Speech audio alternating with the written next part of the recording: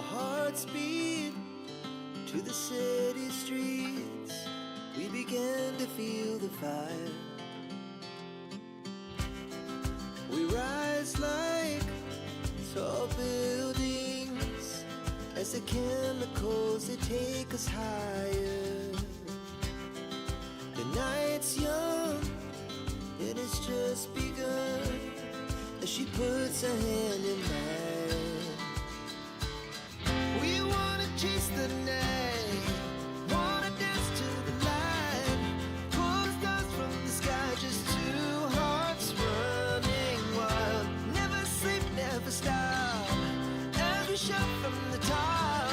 We're gonna be two hearts running wild.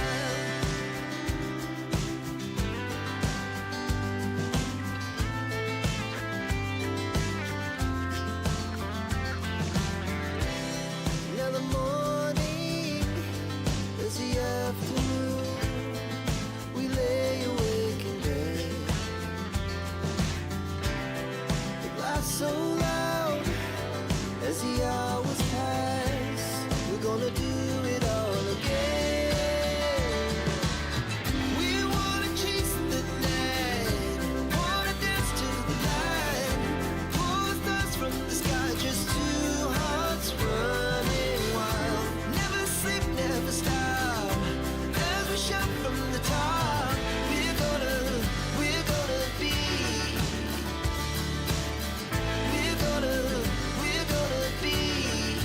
two hearts running wild.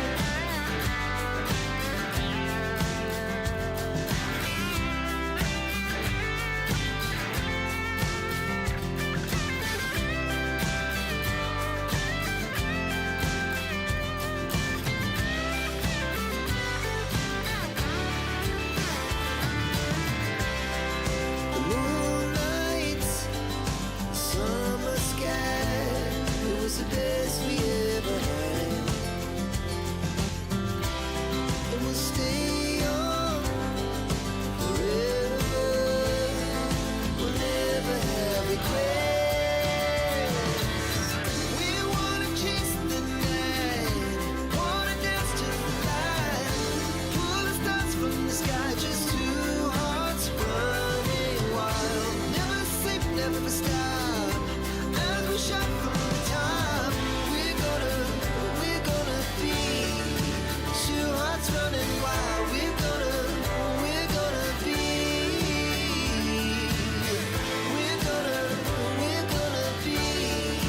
two hearts running wild.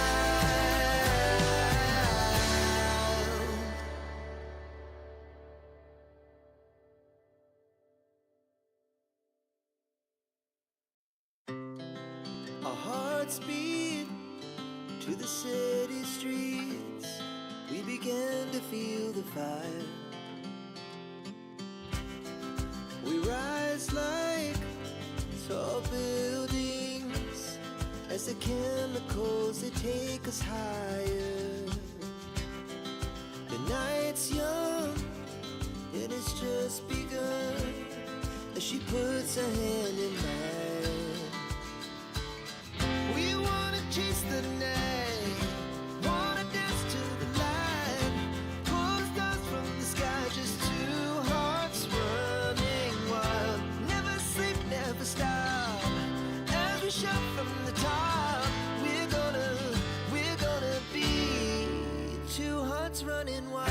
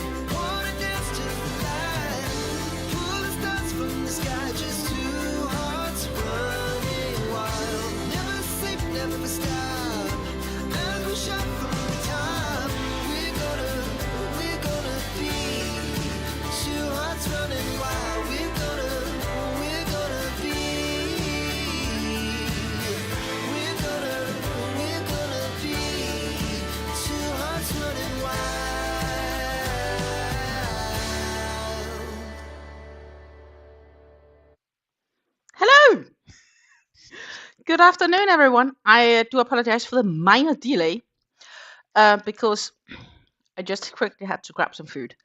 I hadn't had time to do lunch. Now I have. So sorry. So I was just kind of like trying to bring everything together in one go. And apparently that took a little bit longer than anticipated. I do hope you have audio, please. We are, Susan. We are. I'm missing one row. Just one row. It's not completely completed, but it's pretty close to being completed. I think that is fair to say. Of course, I also have my tea with me. We can't do crafting without tea. Today, it's a raspberry tea. So it's lovely fruit tea. I did add my new skein. I do have my spindle here as well. Let's see if we can actually somehow show this. Or if I'm too close to the camera. We are a little bit too close to the camera. That would probably be better like this.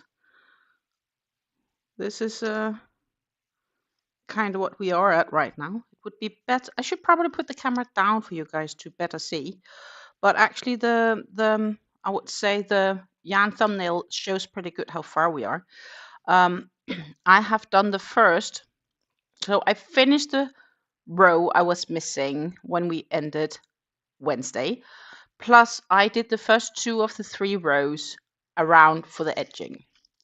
So that's what I've done. I am missing the last row, and the last row is really simple. It's basically 2 single crochets in each stitch all the way around. So it is a bit of a tedious one, but that is fine. Let's see if I can actually get you guys down, so you have an idea of what's going on. That is too much, actually.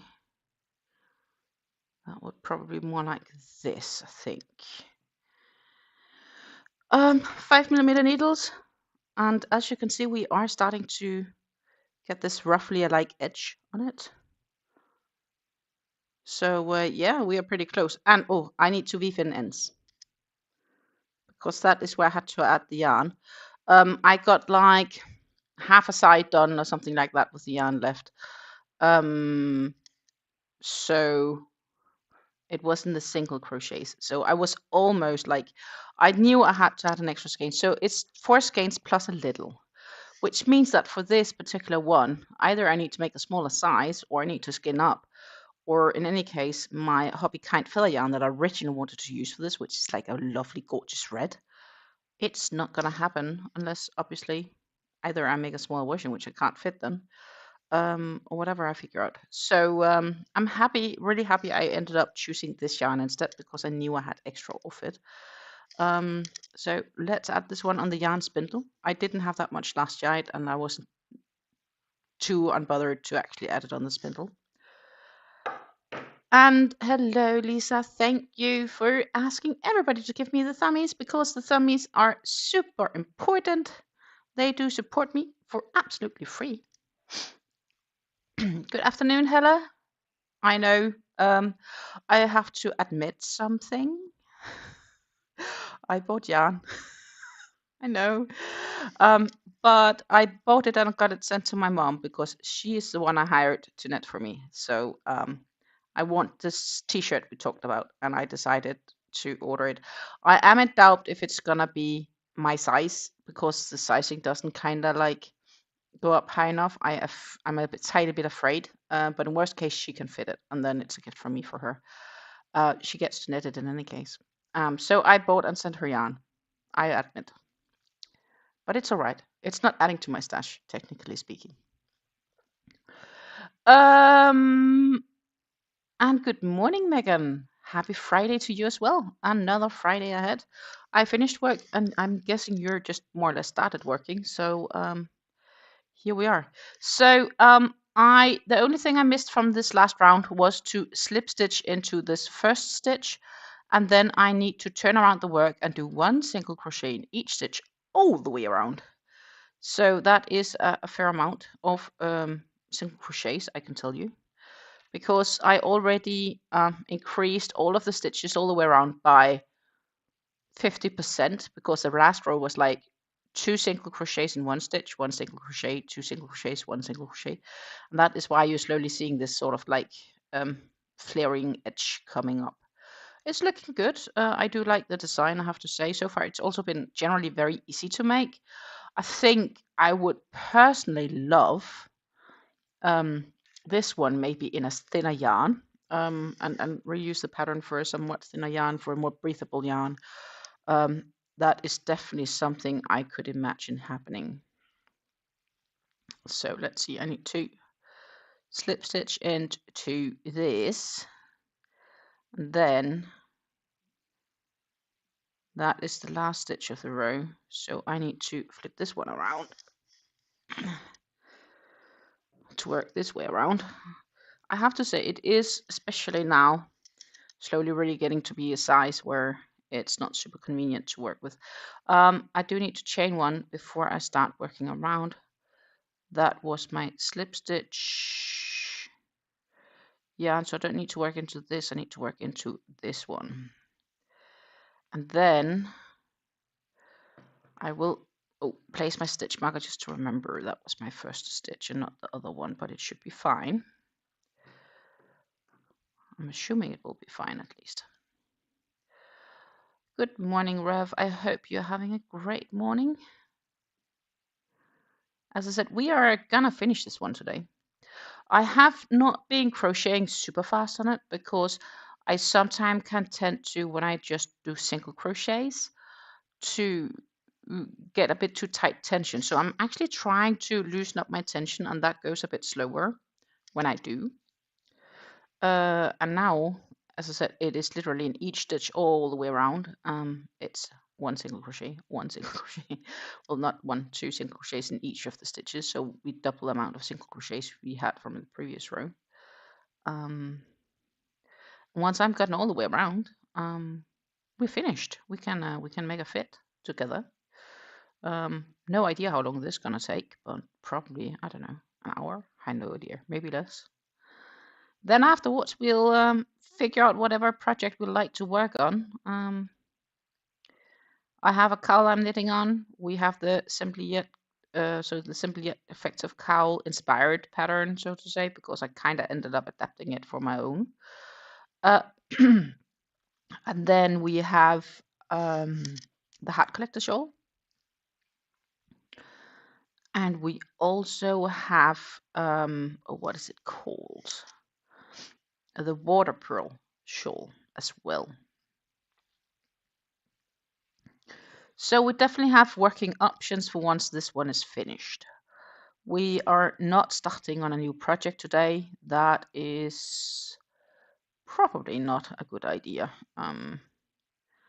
I do have a new project I do want to start on, which is the last project that I'm not working on from my Advent calendar series. But I think I will hold that one back for when I get home from my Danish travels.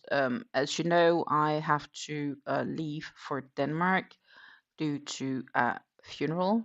And I have planned my travels, which means that I will be traveling during Easter. I will be away during Easter and during the Easter days. So I will be leaving on Wednesday and I will be back the following week, Wednesday, which means that I will not be live for the foreseeable time, basically, because this will be my last live until I will be back from the funeral. The funeral is of my aunt, for those that's unaware. And yeah, I will be spending some time with my family, and I have to admit, obviously, this is absolutely a surprise for all of us. So I don't have a lot planned for the channel either. So I am sorry, and I do apologize for that. I do, though, have on Monday another Sort My Stash video coming up, and of course, also will have my March summary. I will be recording that on Tuesday, because that will be the last day of the month. It might be, if I finish another skein after I record that, I'm just going to count it towards April. And, you know, I don't think that single day will make a big or huge difference in the overall overview. And I will post that during the Easter days. Then when I'm back, the plan is to go live again. And since I've been away for so many days, I will probably option to go live on that Friday. So that would be Friday the 10th, maybe. Yeah, Friday the 10th, I'd be back live. So I'm basically gonna be not doing any lives for 2 weeks time due to the family situation that has been arisen. Thank you, Rev. Thank you. So yeah, I did definitely plan to travel to Denmark in second quarter this year. I just hadn't booked my tickets yet, and I definitely didn't plan that this was going to be the reason. But yeah, I am again gonna be away a Wednesday to a Wednesday because that was basically where I could get the most interesting tickets for the price I was going to pay.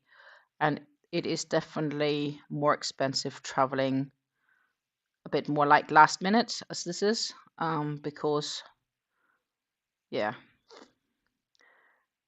we don't really have a say in when we get to pass away.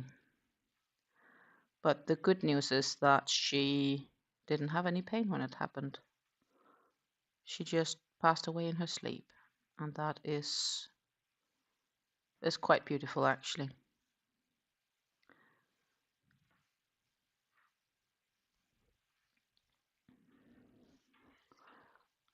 I have been productive, already finished my daily baby beanie up to 6 now, working on my rainbow waffle weave stitch blanket. Ooh, you have indeed been productive. I realize that we don't have the dual camera on. Like, this is better. You get to see my pretty face. A little bit darker up there, but I am up there, hiding on my very own. Meanwhile, we'll just keep cracking along. As I said, this is super easy, right? It's 2 single crochets in each stitch.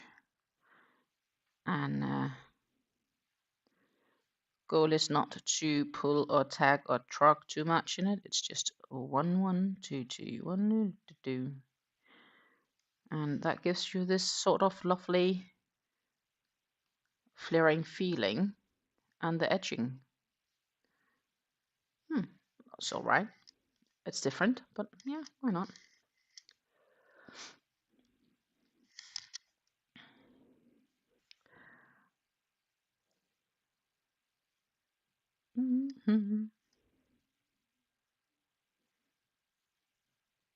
I did test fit it before starting on the edges, so I did test fit it after I had finished that extra row just to compare, and I was like, yeah, this feels good. So that is where we are at. I have to say, right now, just looking at this, because this is the first bit, it does feel very, very curly, flary. I don't know if it's too much. What do you think? It's a bit funky. It does seem very, very flary, curly. But yeah. It is definitely going to feel good. It's also warm thingy, so that's nice. I'm just, sitting here doing all these. It just seems very, very curly right now, but I think it's going to be fine. It's just, yeah.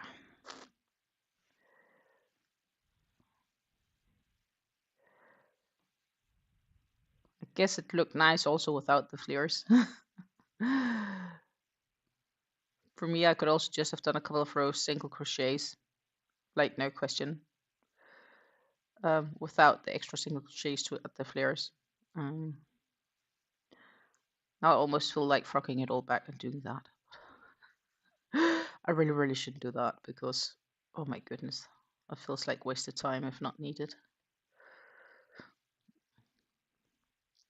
Yeah, definitely it's not fleur, but it does feel good when you finish the bigger projects. Somehow this hasn't felt like a super big project, yet it has taken time. Some of it is of course also due to the fact of the travels.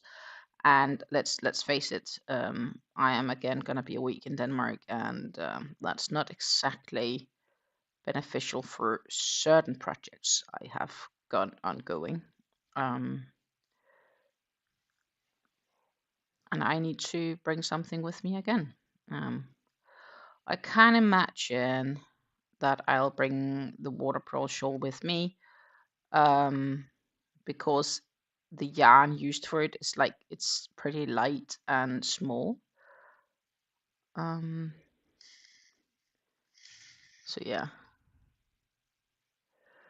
Yep, even small makes are good for dopamine hit. Everything finished is good for dopamine. It's like you feel completed somehow.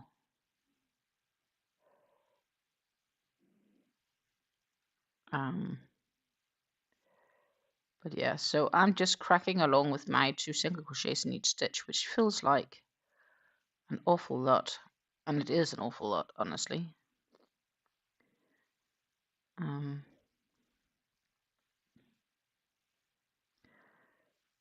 But it works for the pattern. Do.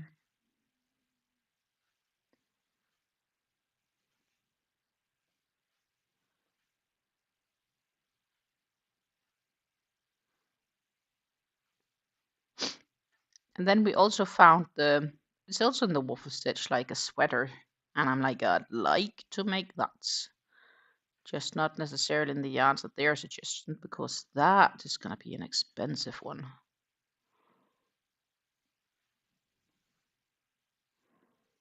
So I'd rather figure out my own. And it's in a thinner yarn, so that's going to take time too. So I don't know. Maybe that is for a future project, for future me. In the end, we have a fair few projects going. And I have many things I want to make.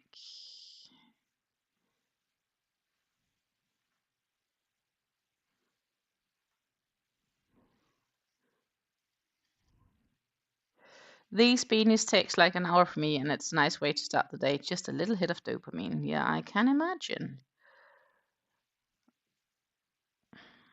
I need to make a little strap. So I was Tuesday evening on the range, and my zipper broke, but there is still like a thingy where I can make a little clasp attach on. So I need to kind of make a new zipper there and see if that's gonna work. Because else I am royally screwed. It is difficult to do much without your trousers for my kit.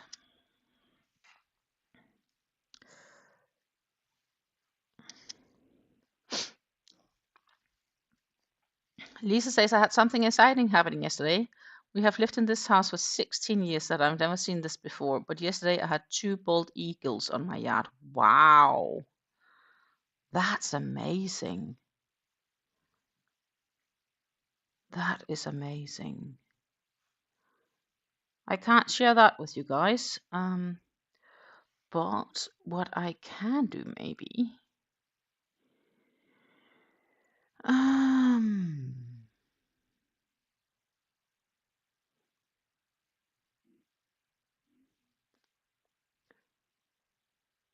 Can I do that? I guess I can delete and delete, because these are things that's not needed. Delete. Then we could probably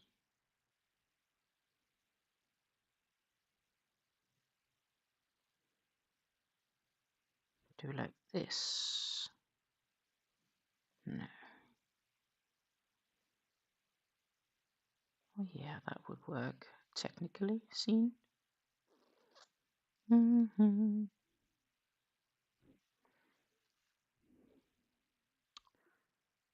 Uh, uh, uh, uh.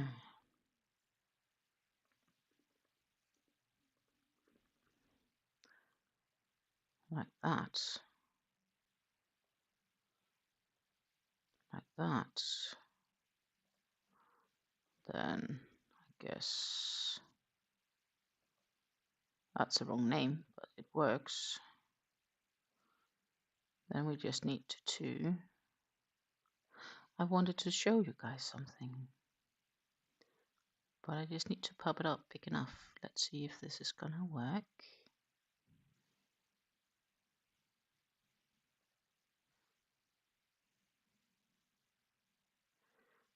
Yeah, no, maybe not like that.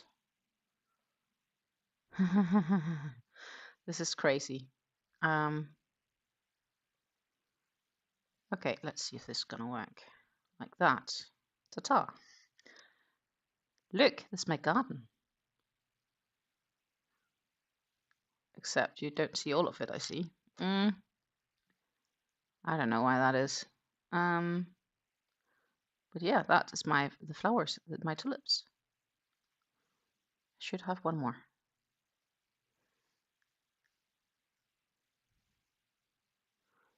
I said, I'm sorry about, for some reason it's showing down in the one corner, but for the matter of the speaking, look, they're almost in flower.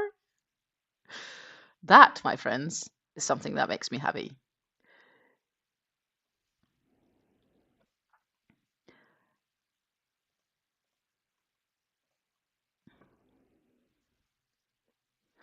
Yeah, real Dutch tulips. Exactly. Lisa says, I only managed to get a bad picture of the bald eagles. Yeah, that's often when it happens.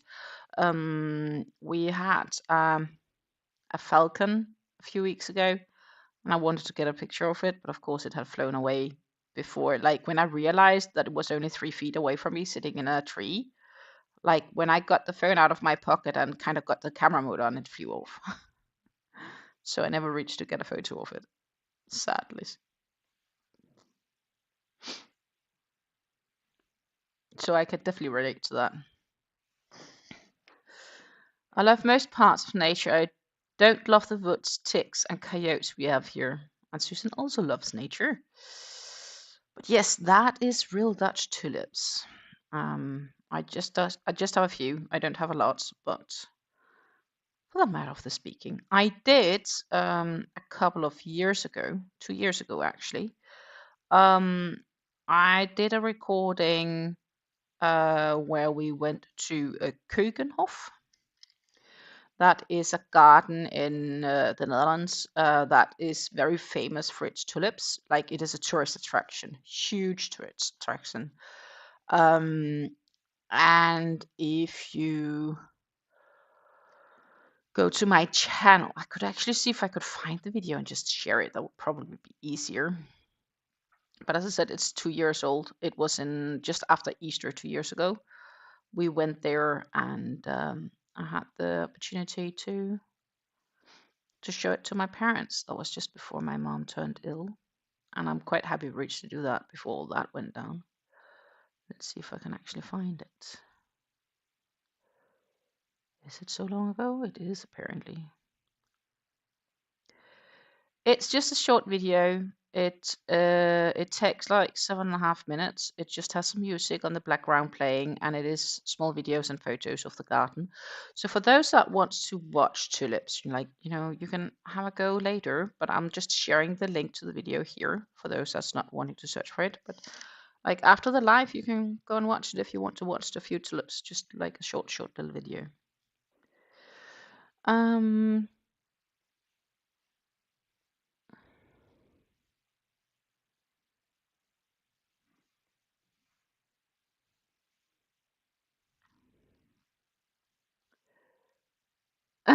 It's an NFT. Nice fucking tulip. True. We had snow again yesterday. You want to know what? It did snow here yesterday too. I was shocked and surprised. I was walking, so every Thursday we try to eat with my mom-in-law, and she lives like in walking distance. It's a maybe 16, 18 minutes walk from here. And on the way there, there's also a couple of stores. I had to fetch up a few groceries for dinner. We are having a tuna salad tonight, for those curious. And I also stopped by a clothing store for some trousers because they were also having a good price on them. And then they were like, "We can also reserve them for you, and then if you come and pick them up on Tuesday, you save another 30%." And I was like, "Oh, hell yeah!" I should be able to reach to do that because Tuesday is the day before I travel. So obviously, Tuesday afternoon, I will pop by there and pay 30% less than what else I'd had to pay, which is a nice thing. But yeah, when I went out of that store and had to walk the last, I don't know, 100, 150 meters to get to my in-laws, it was snowing. Like big flocks of snow pouring down out of the sky. So it's been a really weird weather the last couple of days here. I have to say that. Today the sun was shining not so long ago. But now it's just grey again, so I have no idea what's going on. You can see what the weather actually says. Maybe if it wants to share. So we'll do that. Meanwhile, Rev says we had a hawk in our yard, but given it had just exploded a pigeon, I did not get a picture. Left an awful mess of feathers. Oh yeah, definitely. When they just catch pigeons and start to wrap them apart.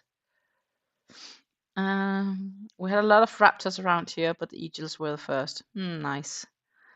Susie says Rev is funny today. NFT.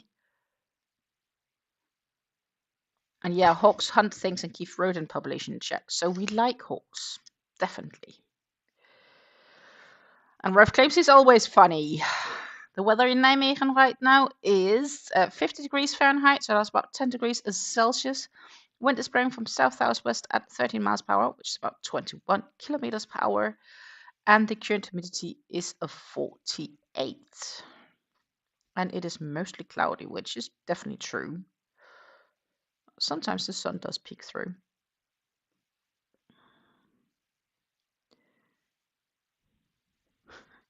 Lisa says I'd rather have raptors than the rodents. Yeah, I think that's counting for all of us, to be honest. I don't think many of us are keen on extra rodents. But you know, if they're out in the nature, I guess they don't bother. But the problem is, that's definitely also a problem you see here in the Netherlands, that we are having a housing shortage. That's also why houses are so insanely expensive. But it also causes nature to get closer to the communities.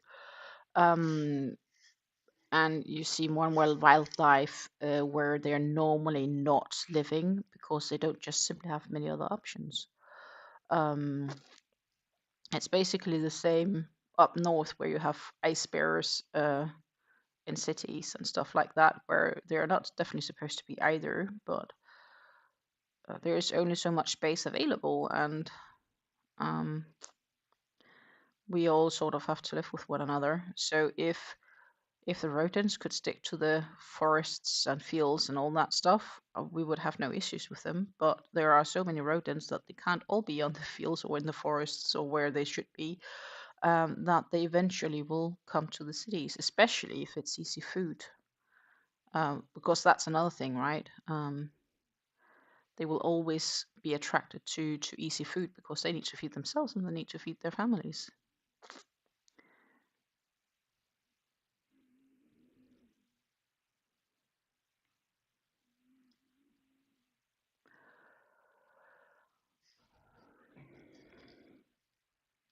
The weather in Winkler is mostly cloudy with a temperature of 12 degrees Fahrenheit. That's about negative 11 degrees Celsius. That is cold, my friend. Wind is blowing from west-northwest at 13 miles per hour. and the current humidity is 76. Ugh, I'm freezing.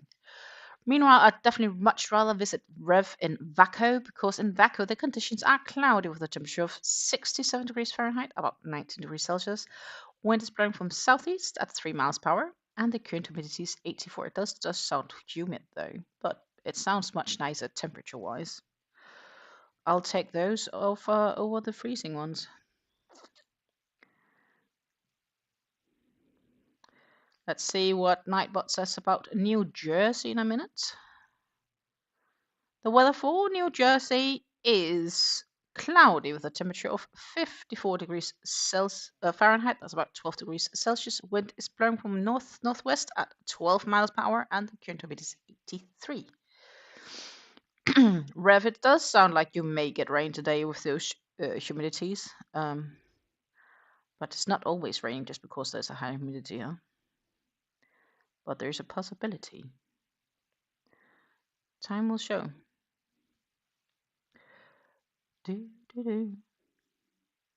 So meanwhile, I'm just cracking along. As you can see, this gets really curly. Somehow, I think I'd been much more okay with just it being flat. I don't know. Maybe it's alright. I think it's better when it gets on. If that makes sense. Like when you wear it.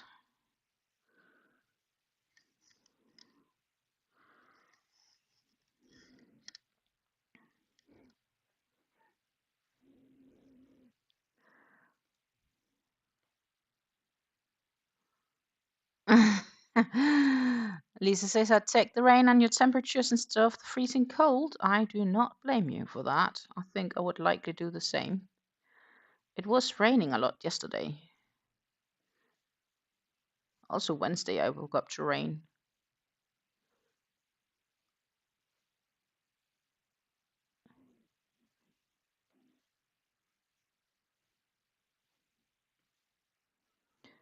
So, yeah. One of the few upsides of living here is the mild winters. Yes. I need that. Mild winters, please. That sounds nice. And that is like, so that's why at some stage I kind of were like thinking I could like live the summers in the Netherlands and Denmark, like Europe, and then I could do winters in New Zealand. Except that's not gonna function very well with all the crafting, right? But when I retire, I will have a little house in New Zealand and I will travel back and forth. It's just a freaking long travel.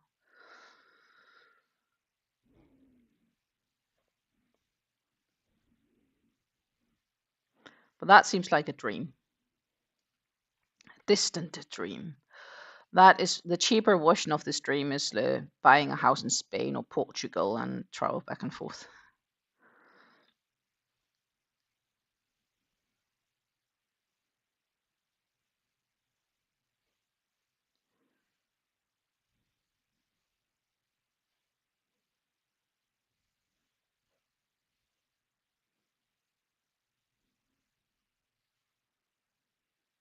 But yeah, I don't have that pleasureness yet.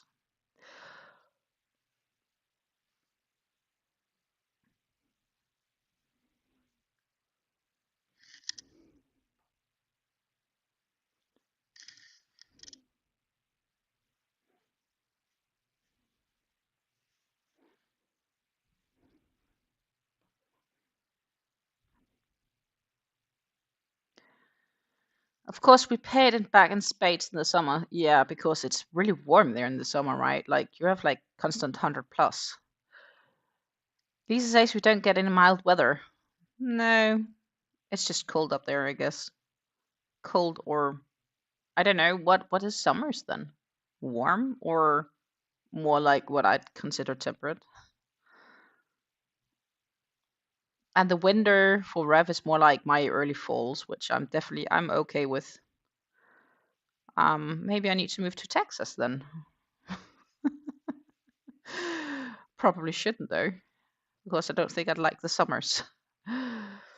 I like this perfect thing is like I'd like to have like let's say 70-ish degrees Fahrenheit in the winter. Maybe a bit less would be okay, but like 60 to 70 in the winter, then 70 to 80 in the autumn and spring, and then 80, 85 in the summer. That would be perfect. Where can I live to get that? I don't need it warmer, I don't need it colder. No exceptions. I need the perfect place to live. Next challenge is also, is it even livable there?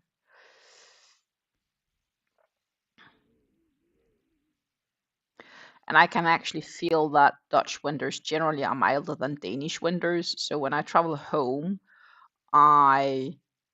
yeah, it's definitely a different temperature.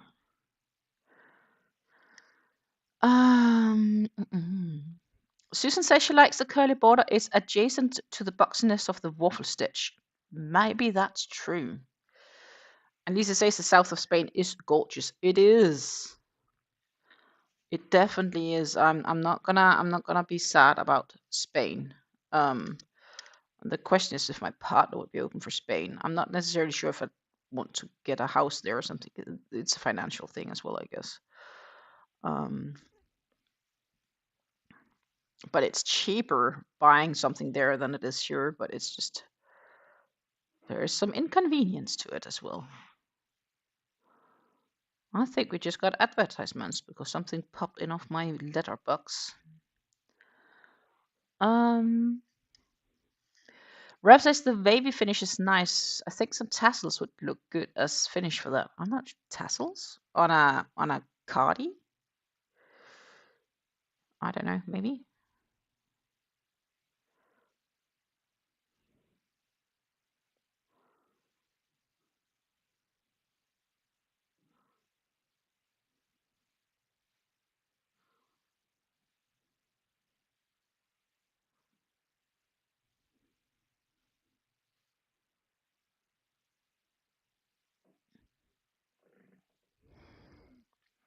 It's not uncommon for us to get 40 degrees in the summer. Gee.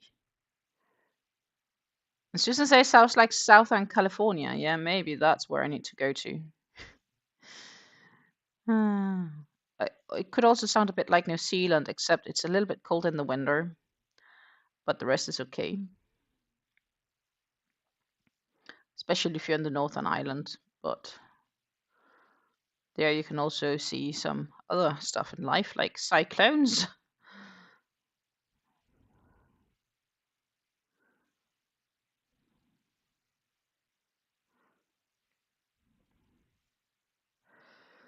Stina, what you described is San Diego weather. Oh, so I need to move to San Diego.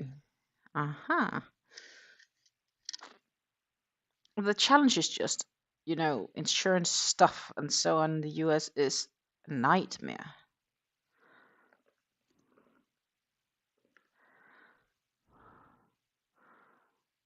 Because, yeah, maybe that's an idea. Who knows?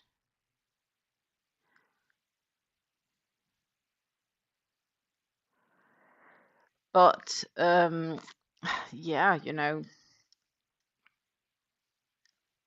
life is a lot different in the US. You don't have pensions in the same way as here. That reminds me, I need to contact my pension fund regarding some tax benefits for depositing a little bit extra on my pension, which is a good idea because, see, the fact is, I did 10 plus years as with a very low income being an athlete, and it cost me more money basically than what I ever made from it. And I don't have a big pension, so I need to fill up the piggy bank now when I actually do have the opportunity to do so.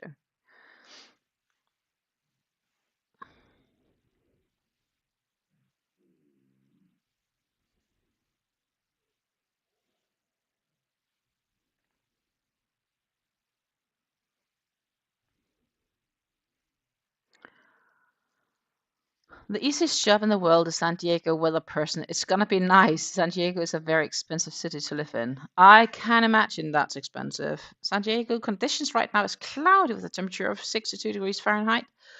The wind is blowing from east at 1 mile per hour and the current humidity is 87. That sounds humid next to the coast, but not too bad because it's only 62. But like this afternoon, if the humidity doesn't go down, that can be like sticky.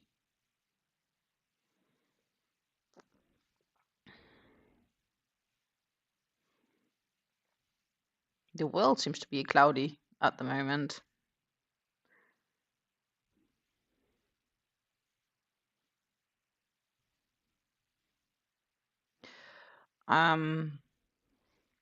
So yeah, I just don't think if my financials would survive moving to the US.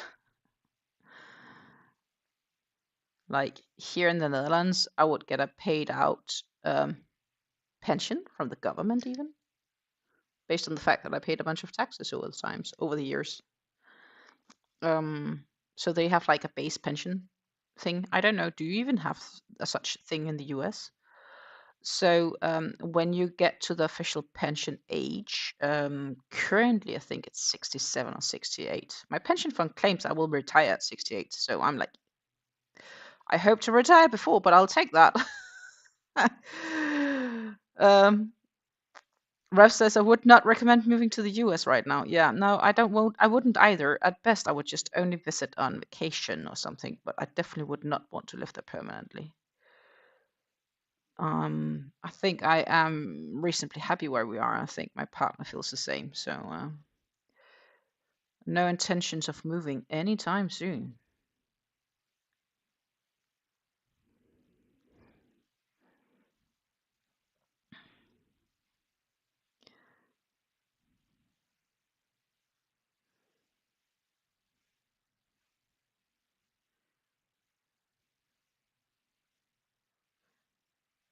This feels like it takes forever.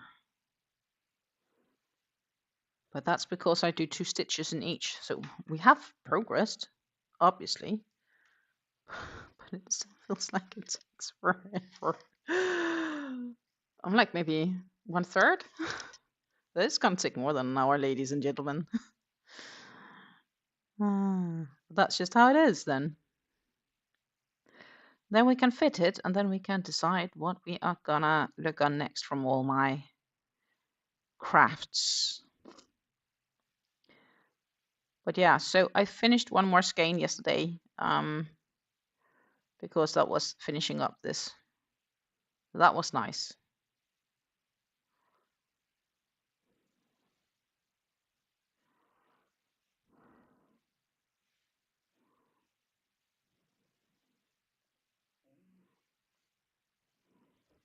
Lisa says, I live like 10 miles from the US border. I try to avoid going anywhere farther south than my house. Don't blame you.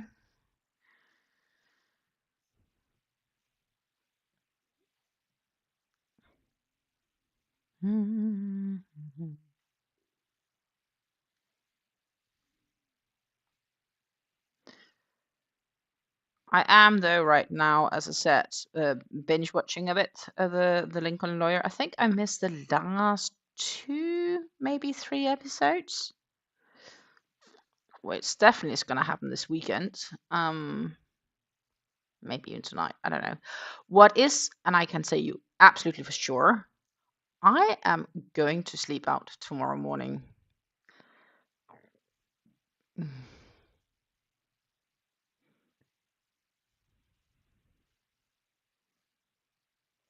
And that is something that I need. I have 2 episodes left. Ooh.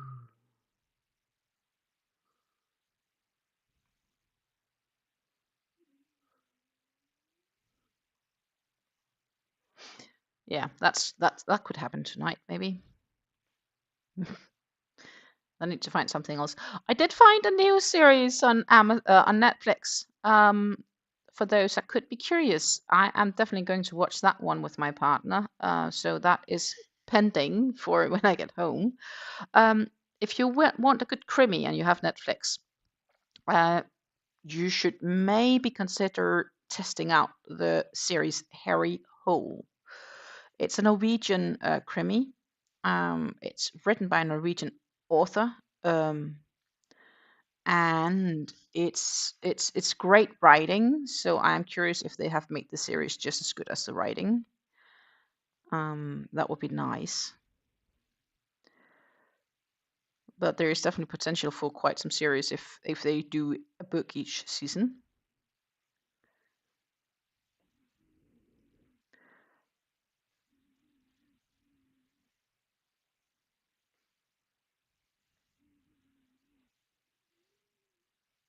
They're written by Jon Esbø, and he is a quite famous accredited international author. So that's krimis, great krimis. If you feel like watching something like that. Lisa says my son started spring break today. I could have slept in, but my brain said no.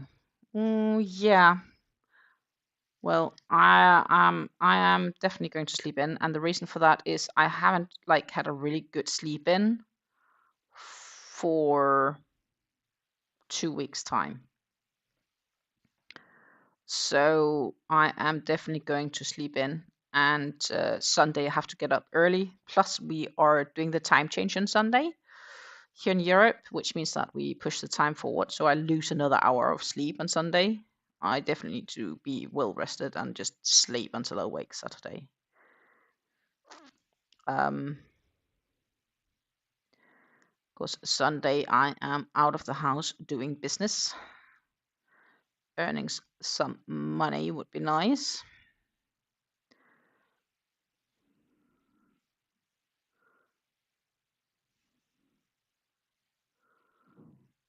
Oh. Yeah, as I said, it really feels like I'm moving nowhere because I do 2 stitches in each stitch. And it's not like I'm skipping some in between, so it just feels like a lot of stitches. Right? I have to say it feels like a lot. It is a patience work, this border. And also I need to get all the way around, not just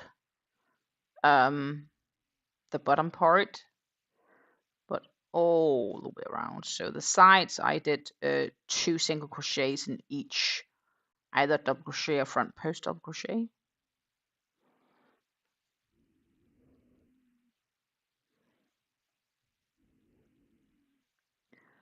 So we need to pass those as well. And the neckline, we are almost, I guess, getting to where.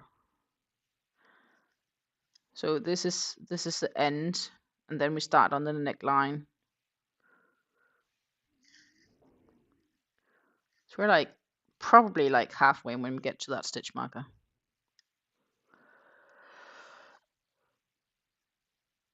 Oh yeah. But I could technically remove that stitch marker because it's kind of done deal. On the other hand, I also see I need to weave in those ends, so maybe I should just let it sit for now so I don't forget.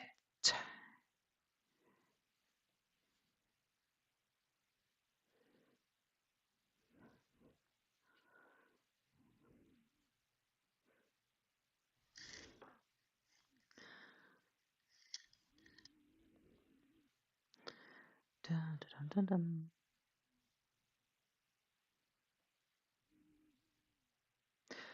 I also need to have a look at the pattern for the simple yet effective cowl. Like, how long would it be? Not how many repeats, but how long should it be?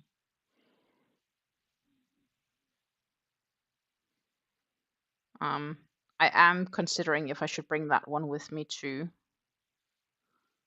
Denmark. I could easily do that because I could just send end caps on and then put it in my suitcase.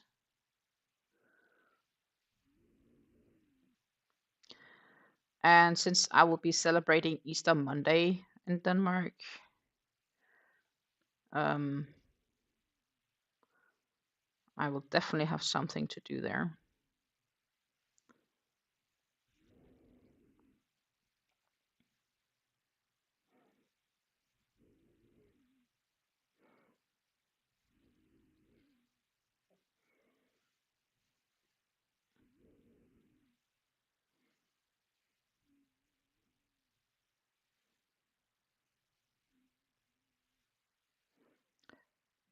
So I'll have a day where I'm not working, which is nice. And of course, then I took the days off for the funeral, which reminds me I need to go in and ask for the time for time.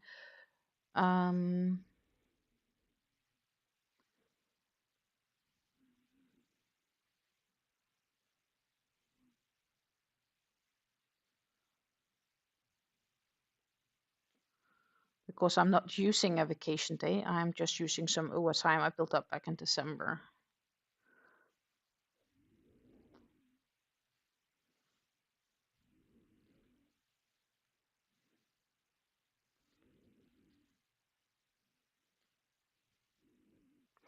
Or maybe I should check how many days I have. I need to use up first. That's another point. That's a good point, actually. The thing is, you only have so many days a year, and it needs to be used before a specific time. So I may need to have a look at how many days I still have left of those.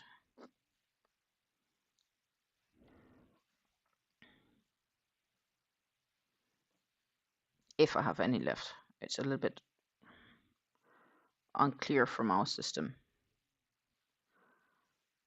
Because the vacation days of 2025, I didn't use all of them, and I need to use them no later than the 30th of July, or they just technically disappear.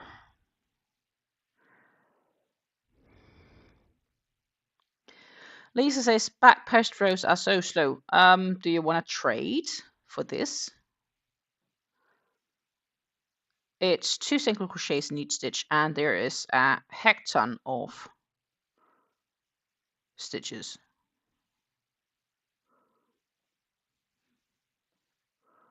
Which then tells me, Stine, if you really want to make this in a thinner yarn, there will be even more stitches. Are you really sure you want to do that?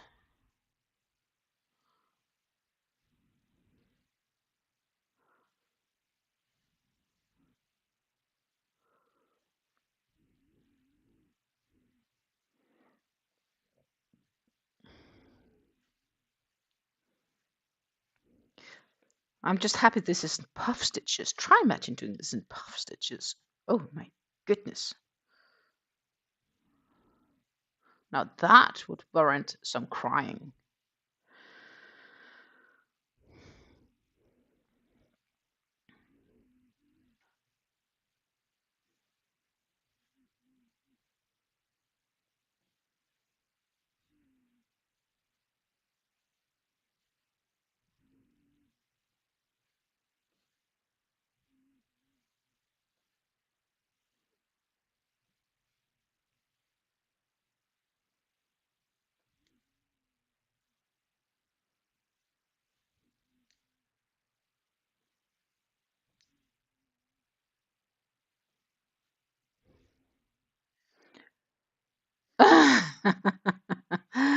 Lisa says, I'm sure you have more stitches than me, but this round is almost 400 back post double crochets. Yeah, that does take time. And I think I have more stitches than you. I definitely feel I have more than 400, but I don't know actually. But I think I do. It's feeling like it's forever and ever and ever.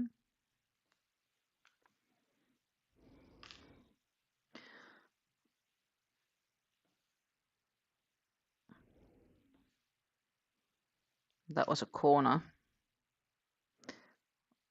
Mainly reinserting the stitch marker to remember myself that I do need to weave in ends here. They aren't that long, but I still need to do it.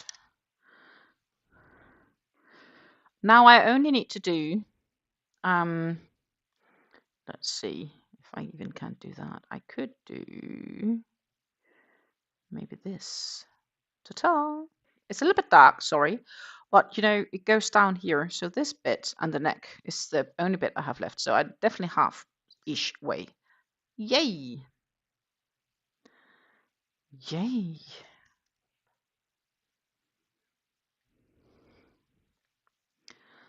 And when we have done that, it's time to drop my poncho on my cardigan and we can have a test fit. Actually, it's not a test fit anymore. It's like kind of like a final fit. But I'll attach, or I won't weave. I think I'll fit it before I'll weave in ends, because just in case that I'm not gonna be happy.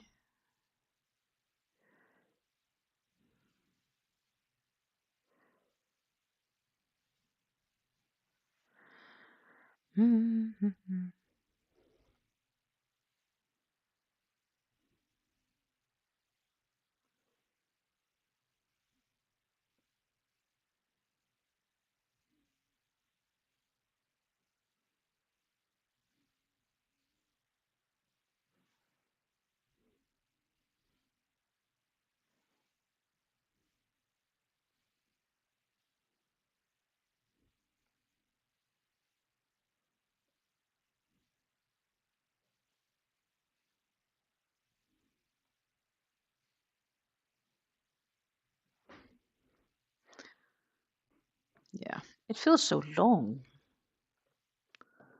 because it's this is monotone, tedious, boring. This is the moment where I'm like, why am I crocheting? I'd much rather do, I don't know, the same in double crochets or something like that. Single crochets, 2 stitches in each stitch, so many stitches all the way around. It seems, I don't know what it seems like. But the progress feels slow.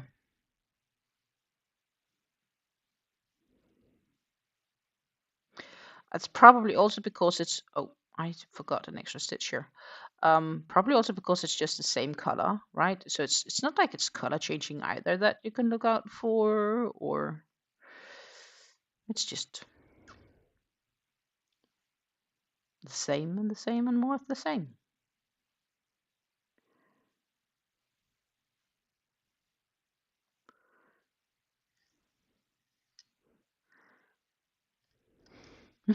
Three rows ago it was a row of puff stitches. Oh my goodness. What shawl are you making? What pattern is this? I'm feeling for you.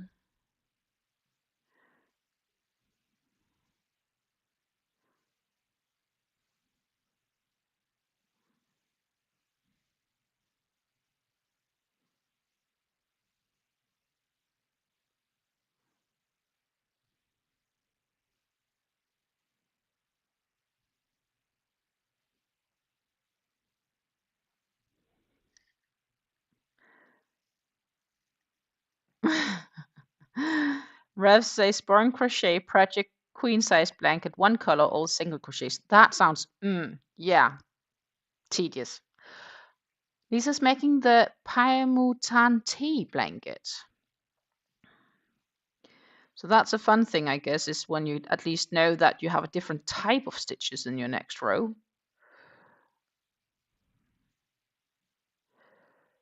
In my case right now, it's just blue, blue, more blue, single crochets. No change. The waffle stitch was more fun than this.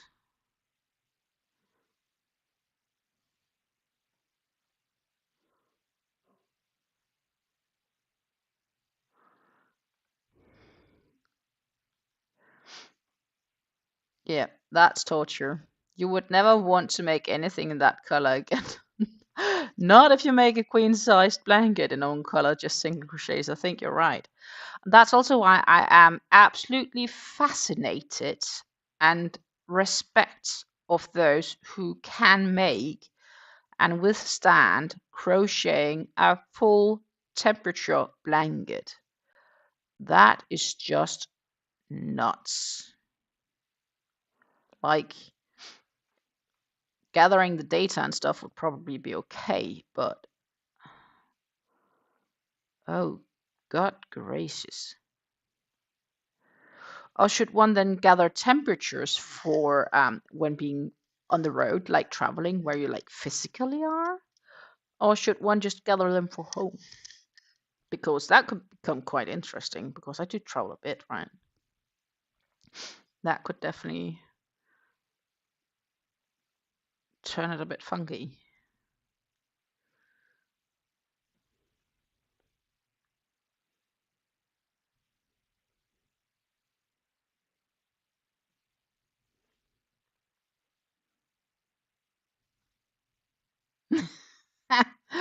Rose says temperature blankets are just something I do not see the appeal of. I see the idea is good, but the work behind them, hell no.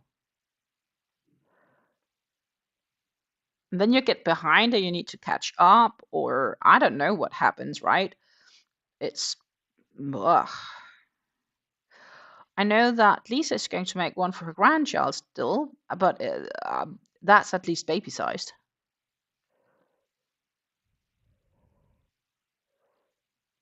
The temperature blanket I made from grandson, I gathered temps for a week and only stitched it on Tuesdays. I guess that kind of helped because, like, stitching a row every day, but you do need to keep on top of the stitching, right? Because else it's just too much to catch up on at some stage. That was what I was trying to with Fleur to really keep on top of that game.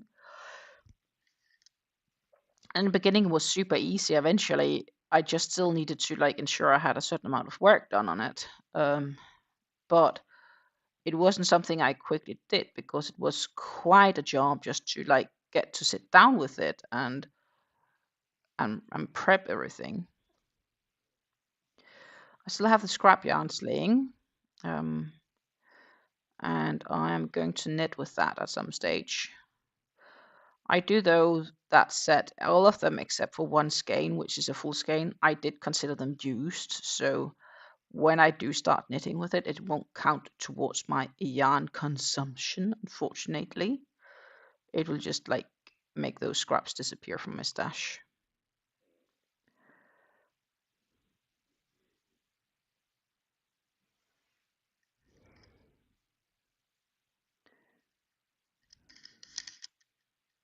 They ended up crib blanket size, which I think is a nice size now when it has to be, right? Because I think making like a queen spread side of it, oh my goodness. I do not want to think of it. I did it in Tunisian simple stitch, and one pass was one day, not a whole row. Yeah, okay.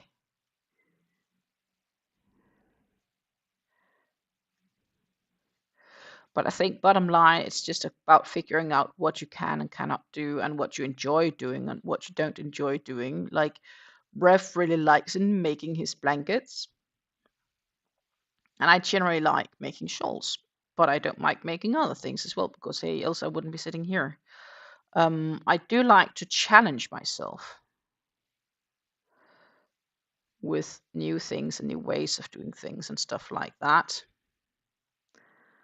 I like a good challenge. So technically, I guess I should try to knit that t-shirt myself, but I also know that it's not yet a realistic project for me to even consider. But I'm just ensuring that my mom has something to do for when she's bored. Then there's a project that's different.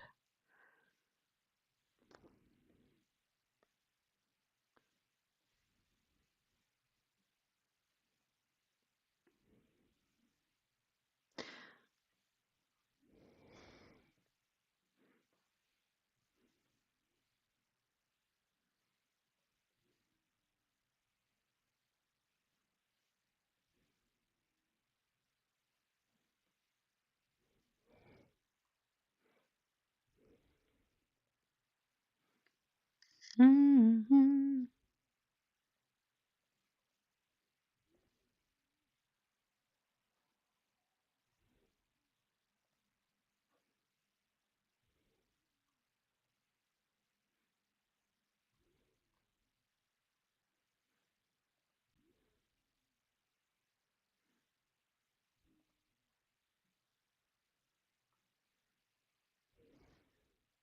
So what I do like about I did actually get points for that yarn that I ordered from my mom. Just for future, I guess, something, but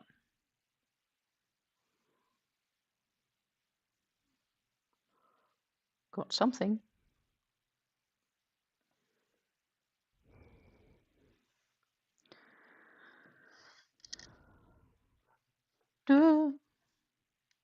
Don't make it run too fast. I'm making a red and white and blue wavy Creative Grandma's stitch 129. She's a wonderful person. She reminds me of a real grandma, so yeah. I like her.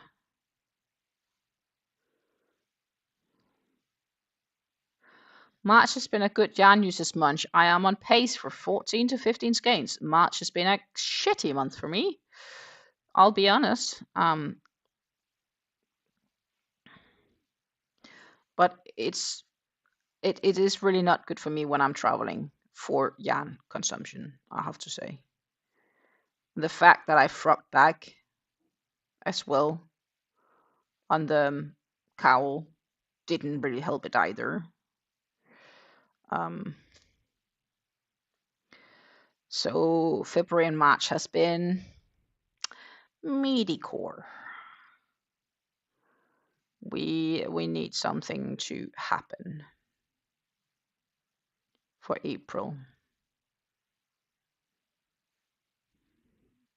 That said, the next vest that I'm planning on making, where I also need to craft buttons for, that is going to be a much better project in that sense, because the skeins will go up a bit quicker. So that's going to be good for skein consumption because the skeins aren't that big.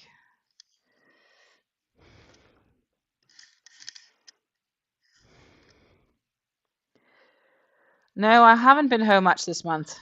That's the thing. I haven't been much home at all. Lisa says, once I'm finished my obligatory makes, I have a challenge projects for myself. I already bought patterns. It's nuts. Good luck, girl. Blanket for Vitram Homes donation. I know you do lots of those donations, Susan. Thank you so much for supporting that good cause. Ref is at 37 skeins used this year so far. That's awesome.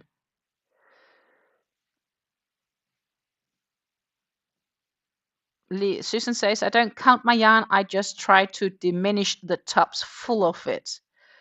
That is also a way of doing it. I am going through the tops with it. Boxes, technically it is, not tops, but still. And we are going through it. And then, well, I still have too much. Surprise! Well, I knew that.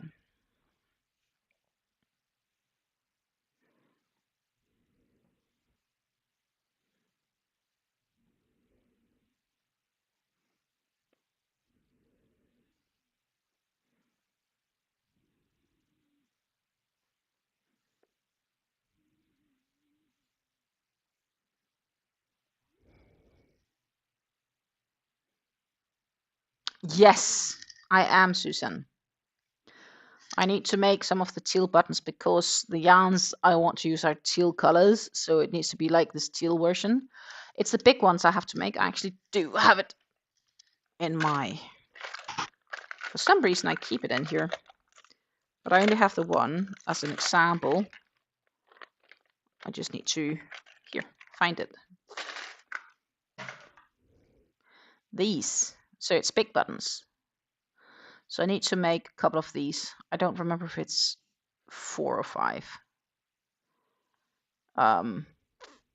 This one surprisingly easy to make up as such. And as I said, and this is my first, so that was my first test make. But I do need to make more of them. I also have some of the blue ones I made. That I still have those laying around. Sometimes been even wondering if I should consider making buttons and, you know, sell them. but it is something that takes quite some time to make as well.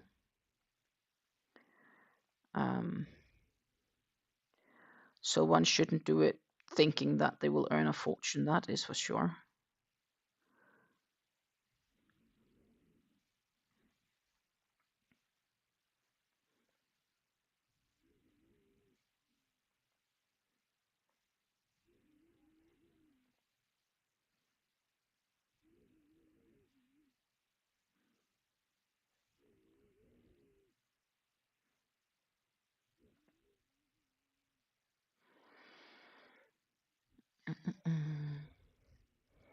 I get a yarn pass. Thank you. March was a slow month for me. I only used 5 skeins, Lisa say, but yeah, big skeins may be case. Rev says this is only my second year of crocheting, so I want to get a gauge of my usage so I know how much to buy. I think it's good to have an idea because in the beginning, my first 2 years, 3 years, I really did buy a lot of yarn. I still buy yarn. I'm not on a yarn ban, but I am on a goal to decrease the amount I have. Because I don't need as much as I have. Let's face it. The amount of years I currently have in my stash, I have a feeling it will exceed my lifespan unless I start crafting more, which is not impossible. You know, like eventually you'll get older, I guess. And as I said, we still have this goal of wanting to make more things when behind the telly. And I am currently, you know, like the simple yet effective cowl is something I can do that with. I don't have a fleur planned, which means that some of the projects I have, more of them, is probably also going to be more couch-friendly projects. Is my feeling, without 100% knowing, of course.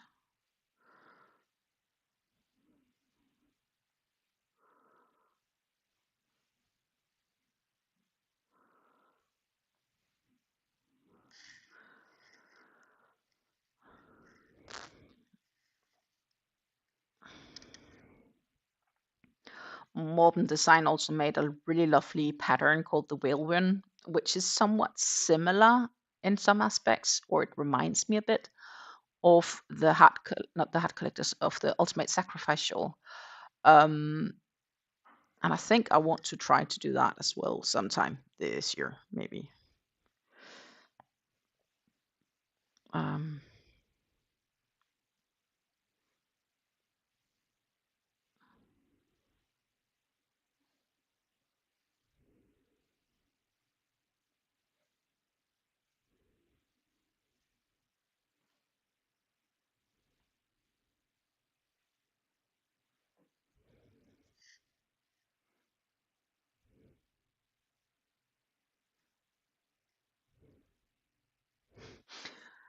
Lisa says, for the last number of yarns I bought the year I could afford, not necessarily the yarn I wanted to use. Now our income levels have changed and I can slowly build the stash I want, not only what I can afford. Yeah, that's a good point as well. And honestly, I did a part of the reason why I also guess I got a lot of yarn back then, I really enjoyed, there was three things in it. I did unboxings here on YouTube that gathered traction and subscribers, so that definitely helped me getting monetized. Not only that, but that was a part of it as well. I wanted to build up a stash in the event that I lost my job, so that was like a future investment. I did end up losing my job. I did get a new one in between though, but between then and now, so to say. But I did end up actually losing my job.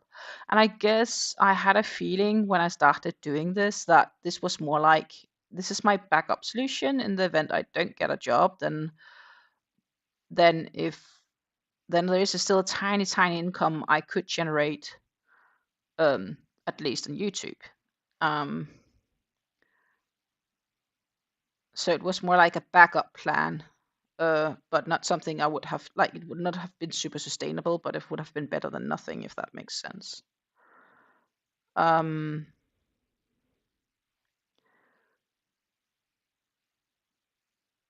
And then I would still have enough yarns to craft with, because we tend to craft together here. So I needed to have enough yarn. Back then, it was also before the Shut America is down, I also did quite a few giveaways. In the past, I've done lots of giveaways on this channel of yarn. And I sent it around the globe. I didn't limit my giveaways to only people in Europe or whatever. I sent them to wherever they were. Right now, it's basically more or less impossible, where it's again sort of semi-possible, because I believe that you are again allowed to at least send gifts to the US as long as they don't have value above $80. So there should be no tariffs on that, technically speaking. But I'm not 100% sure if that's true. I didn't dive deep enough into that. Last time I did a giveaway was last year for my podiversary. I gave away some yarns.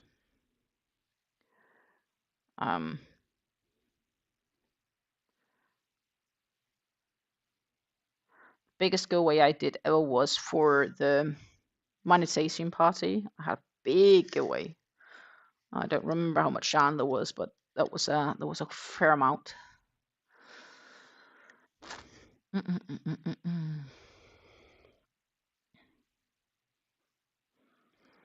Rev says, I tend to prefer couch projects. Give me a simple repeat and some interesting colors and I can go. That said, the must stitch was just not for me. I made one must stitch blanket and now I'm not in a rush to make a second. That sounds like me and puff stitches, mate. Every time I'm like, oh no, puff stitches, and then I'm like, okay, I need to make this one because I like the rest of it, so I need to survive the puff stitches, and then I'm again, no, my puff stitches.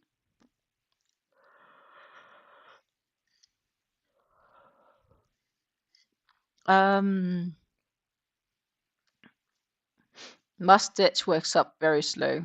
Well, it feels like what I'm doing here, except it's not a must stitch, but it feels like it.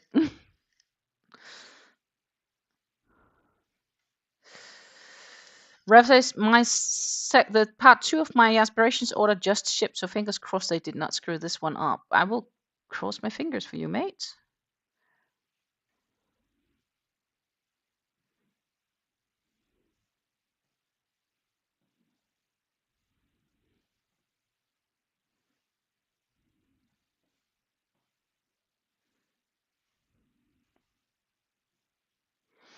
So yeah, that was some of the reasons why I back then did lots of yarns purchases. It was a combination of many things. I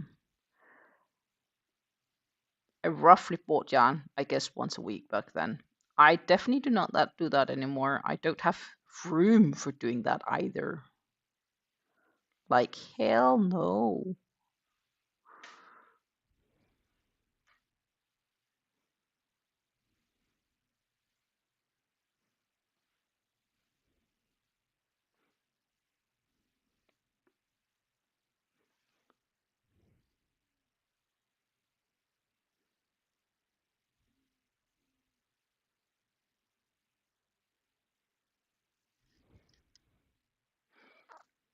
I should stock up on the red heart yarn with this sale, but I just don't trust that warehouse with complicated orders. Oh my goodness. Lisa says, I'm kind of jealous of that you can use RHSS. Please translate that aberration. Some sort of sale?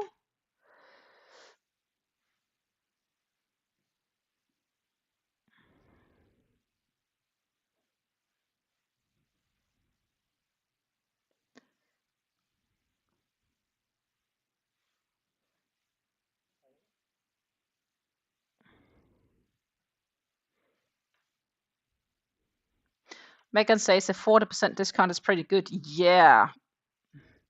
That's, you know, what I'm saying about, I went to get a pair of jeans yesterday, and, well, technically 2 pairs, because they had get 2 for 50, which is a really good deal. And then I came there and wanted to pay, and at the cashier was like, I would suggest would you be fine with picking these up on Tuesday? Because, you know, I can reserve them and put them away for you for Tuesday. But if you come Tuesday and pick them up and pay for them on Tuesday, then you get an additional 30% discount on top of what you're already having. And I'm like, yeah, I can come Tuesday. Like, that's a fair amount of money.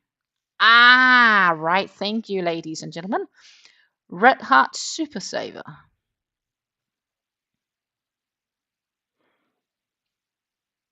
Lisa says, I technically have more room to store yarn, but my brain goes into decision fatigue if I have more than what I currently have.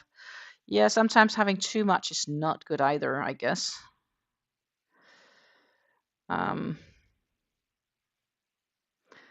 That's also partially why I decided to really like clearly hash out for some of these projects. This year, I want to make this, this, and this. And I think I'm still going to be done this summer, and then I'm open this fall for doing lots of stuffs. This is the what is my this is the second project I think I'm finishing up of the I have one going there and one going there and one there that's not started, and this is, yeah, I had 5 in the advent calendar, and this is the second project I'm finishing up from the advent calendar. Then I have one project that's probably like halfway through. Then we started the hat collectors, and then I have a project I need to start. And that project I'll start when I'm home from Denmark.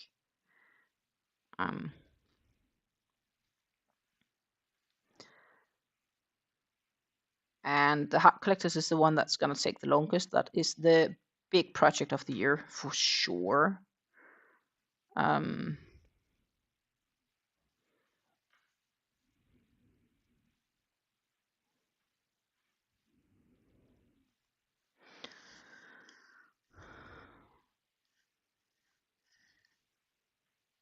Lisa says I can use other budget-friendly yarns, just not HRSS. My hand break out in blisters just from touching a skein.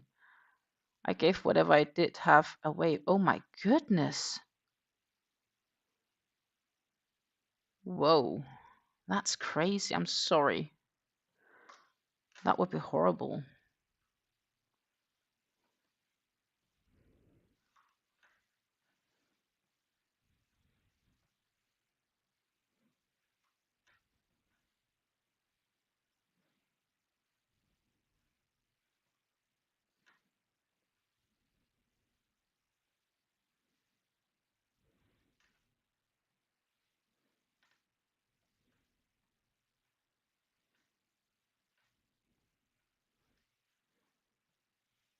Yeah, that's horrible.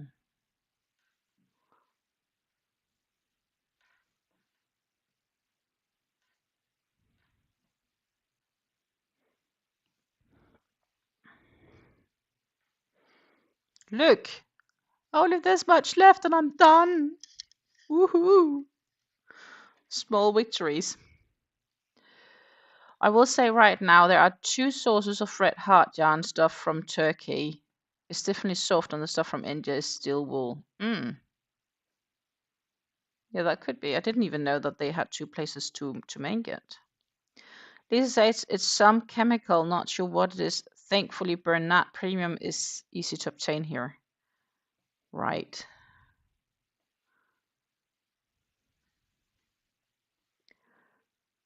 I saw that Ice Yarns had their Cakes DK on sale, which is basically, again, we are back in the medal sphere. Not that I'm going to get anything from Ice anytime soon. I have plenty of Ice Yarns that I need to use as is, including those skeins of Millens, but they will be used before the end of the year. I will have made hats out of them. Um,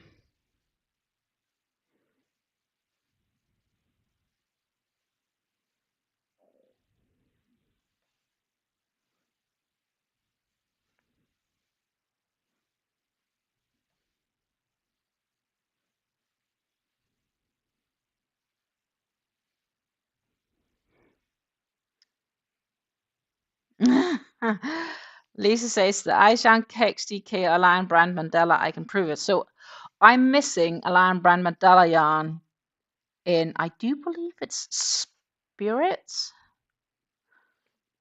Lion brand.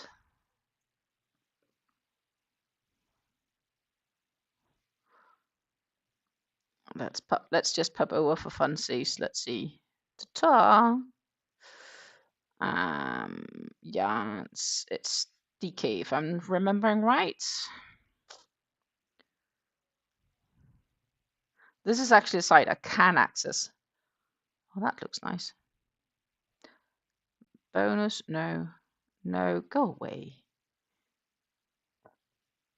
Lion brand mandala yarns. No, mermaid. Mermaid I have, but I also have one other. Or it might be on a different page. No.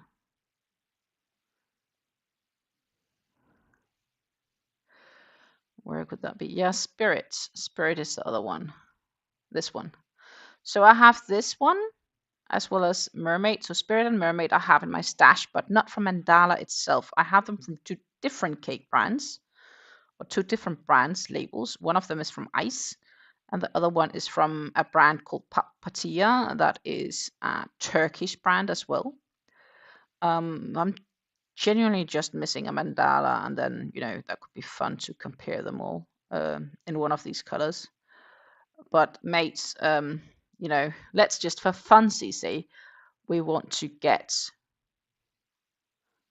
Spirit. We'll add one Spirit to the bag. So we could do a mermaid too, just to have one of each for funsies. Stitch fast, these won't last. That's a lovely term. Shipping and taxes calculated at checkout. Let's go to checkout.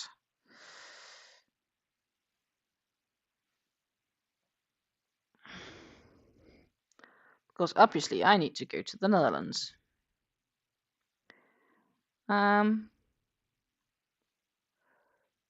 Enter shipping address. So I'm not going to do that on this screen, simply because, sorry, my friends, that I find a little bit extending. So I will just for funsies do that off screen until let you guys know these current €17.98, because that's what it is, right? Including taxes and shipping. For getting these two cakes, I would have to pay $40 USD, $40 American dollars to get this. And that's because international shipping is $22.68 for those two cakes. Friends, it's not. And then I need to pay import tax when they arrive here on top of it. It's just not happening. I'd be better off if I'll pay a bit more and then just get it from Amazon and get free shipping.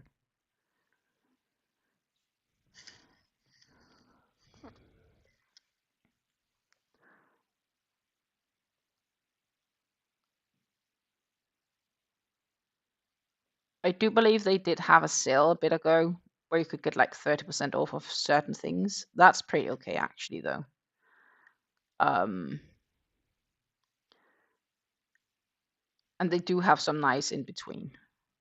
But sometimes they also, you can get Lion Brand at a reasonable price here if I find them on Amazon.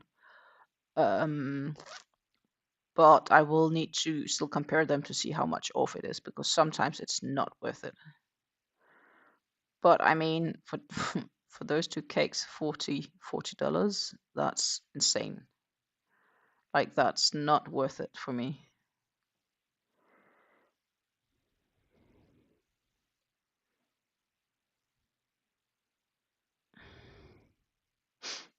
Depends on tariffs, taxes, and how big of an order you place. I have 2 of that exact color in Cakes DK. Yeah, exactly. Me too. The Hades colorway is what I'm making the beanies out of. Okay, yeah.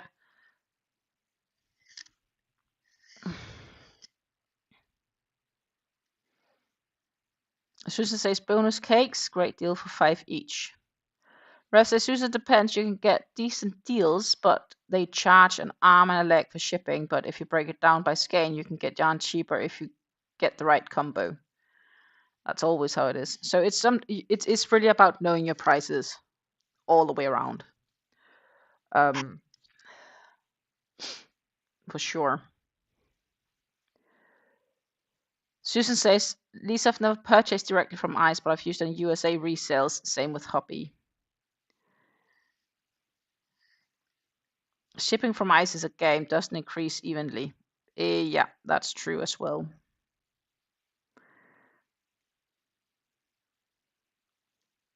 So I do have ICE, and I have ICE that I bought where I considered what I got for the money fair value. I even once had them charge me, well, not ICE, that was the shipping company here in the Netherlands. They wanted to declare taxes twice because ICE charge you the tax already. So they actually pay the import tax when buying from ICE, so you don't pay additional import tax. They do that for you, for us in Europe. And then the courier also wanted to have import tax, and I told them that I already paid and I proved it. So after a month of tug of war, they dropped the claim.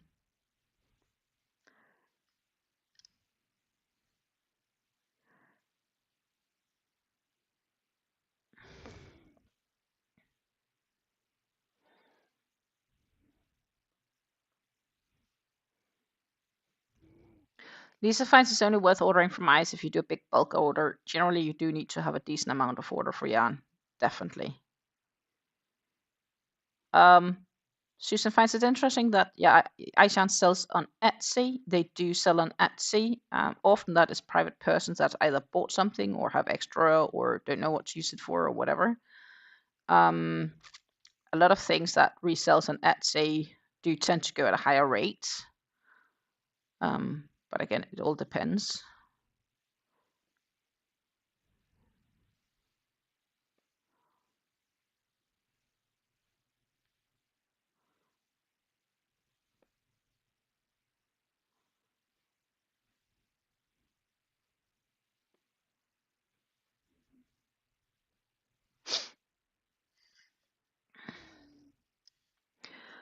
When I order from ICE, I usually get several people together and we all order together.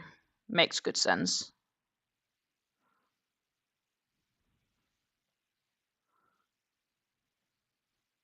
So I don't need anything right here, right now from ICE. I have ideas of what I could in the future, but I won't get it until I need it. And then if I don't have it anymore, then too bad, and I'll have to figure out something else.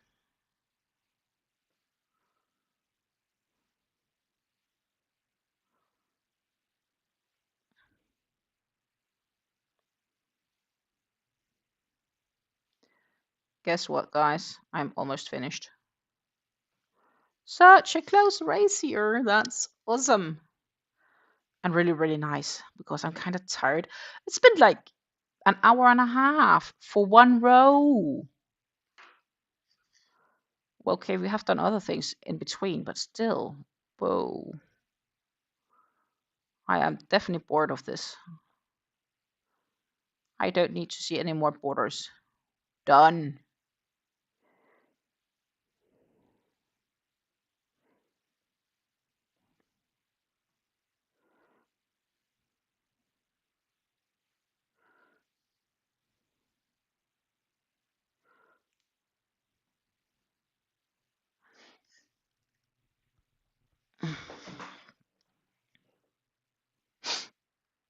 If I was going to order on that scale, I think I would just do a massive Premier order. Have had a lot of luck with their yarn. The puzzle yarn is my favorite.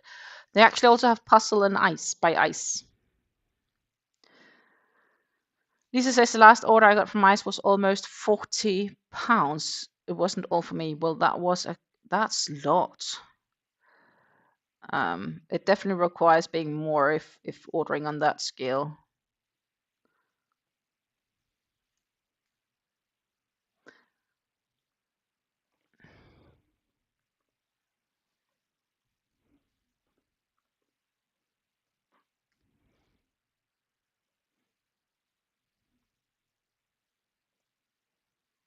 Oh, they have a sale even right now. Save 22% if you buy for more than $500, which is like a lot of money to buy yarn for. But if you get £80, probably passing 500. Ooh, that's some really nice pictures of the Picassos. Oh no, I should not be on the yarn side. Doesn't help us finishing this off either.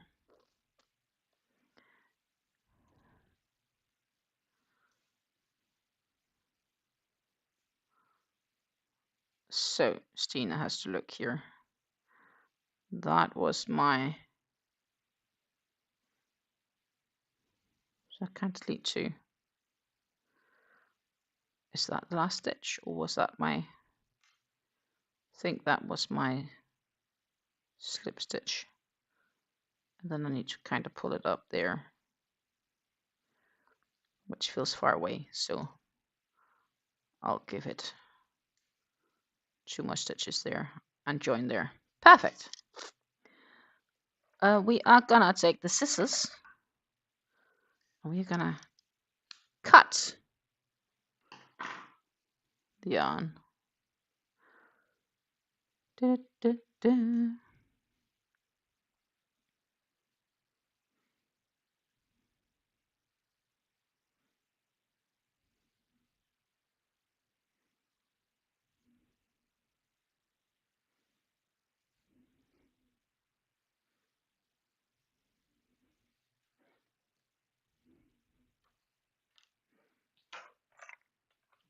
I need to weave in ends.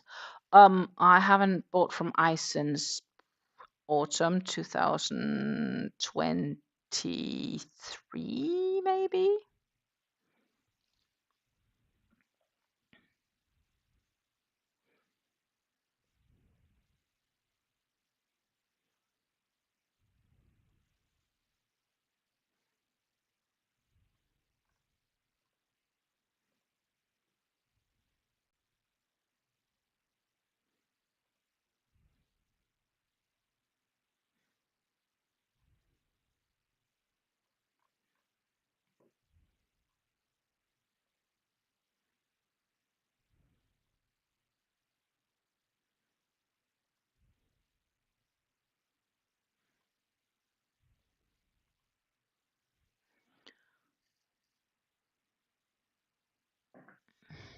But yeah, the Black Friday deals also sometimes pretty good.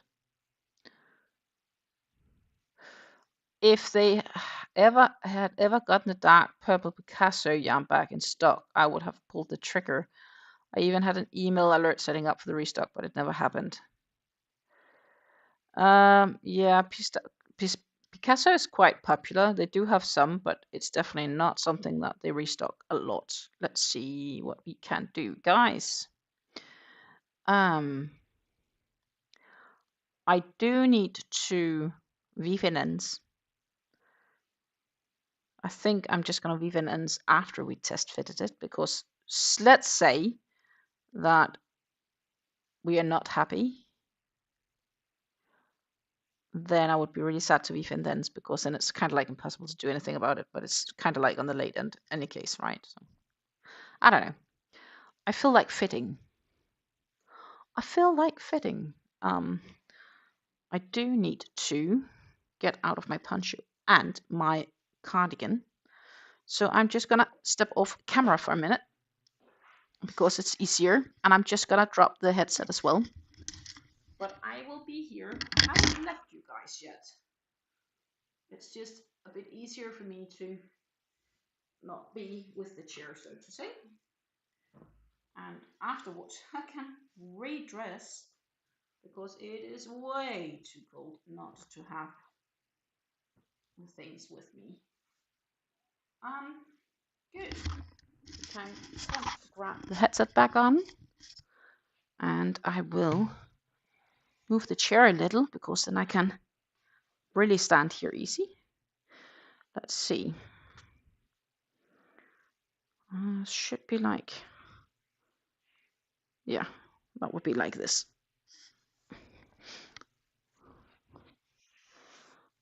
Better check that it's the right. And that's bottom part. Ta-ta! That would be the back of me. And I would say from backside, this looks good.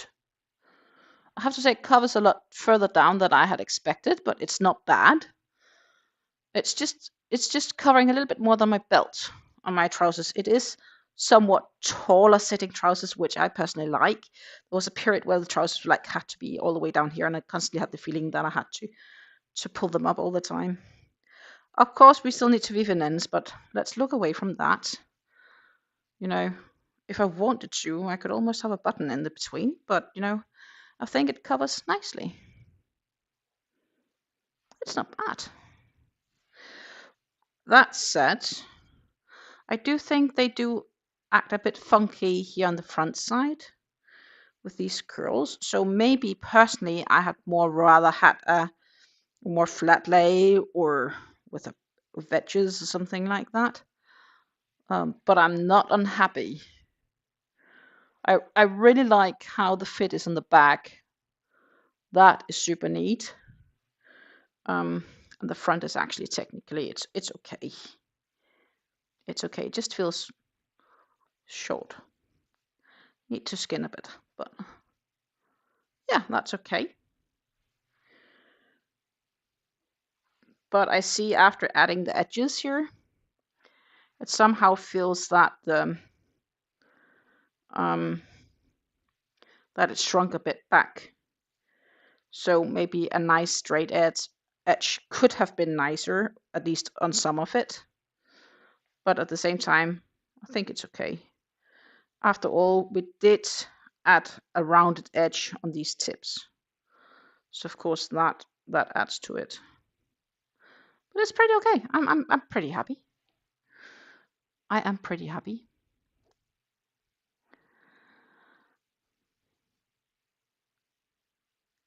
If you give it a steam block, it will relax even more. Yeah, I could maybe do that. It's just a little it's not bad.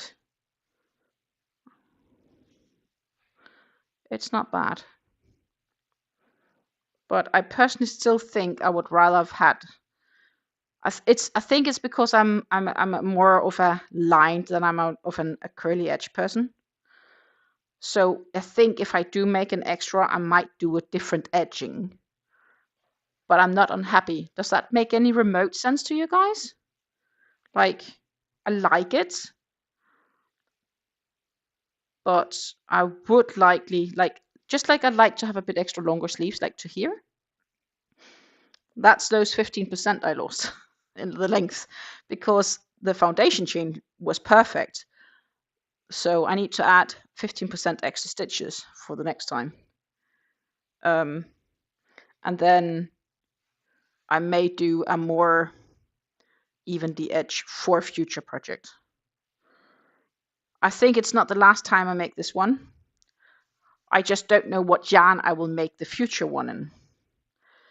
It could be a thinner yarn, or it could be probably not too much thicker though, because it is a quite dense stitch, right? We have to weave in ends, so I can't put it too far away. But yeah, that's just the short, quick notes of it.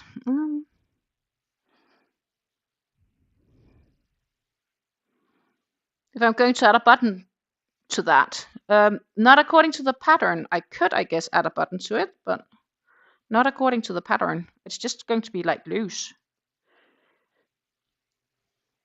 And that's why I think that a nice clean edge had been nicer. You still need an edge because of the stitch is being like so rough, but I would much more liked an edge like this, right? Like a flat edge, straight edge. I think that would have been nicer. That would have been cleaner. I can still do that. I can just shrug what I did. I'm just not in the mood to do it because that's a lot of stitches to redo. But I could technically just shrug it. We'll leave the poncho. Hopefully the poncho is gonna be fine without.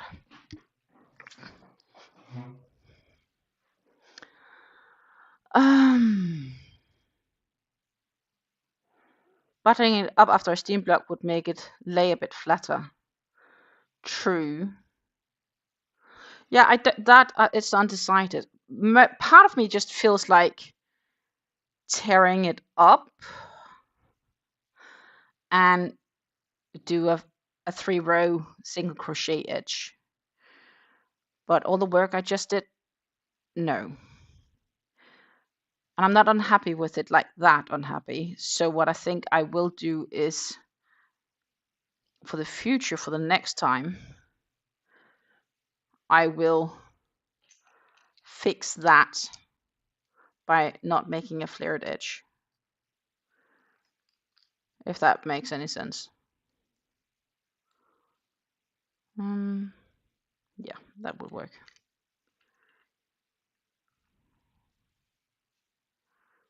Buttoning up after a steam block would make it lay a bit flatter. That could be. Wait until you come back from Denmark before making any decisions. I'm definitely not gonna. It's a finished object, almost a finished object. It is in a few when I have woven in these ends. But yeah, I agree.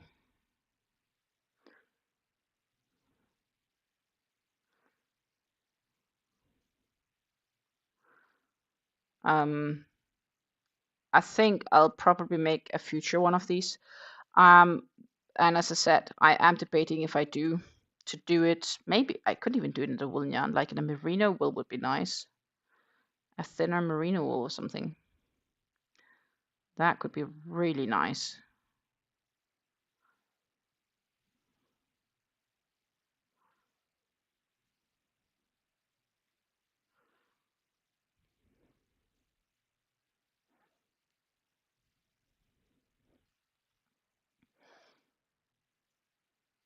Lisa says if you use a different fiber or weight of yarn, it will also behave very differently. That's true. That is also true.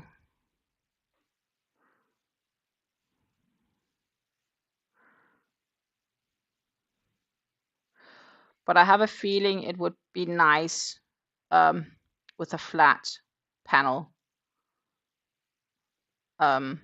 without the waves. But I'm not unhappy with it. I just feel it would be better with, but you know, I'm not gonna frock this. It's too much work. I can't deal with frocking this because then I should have done it in the beginning. And I decided to just keep going, right? Because then before we even started, I could have frocked back and done the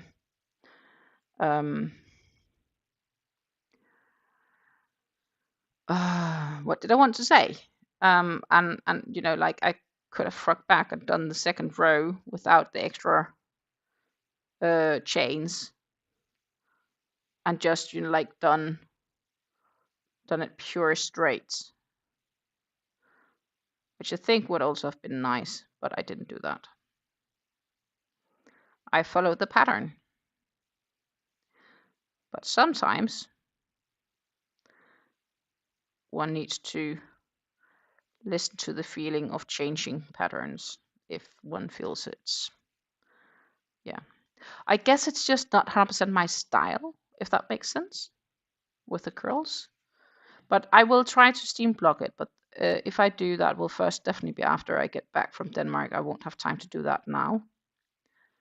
I could definitely try that and see how that behaves. Um,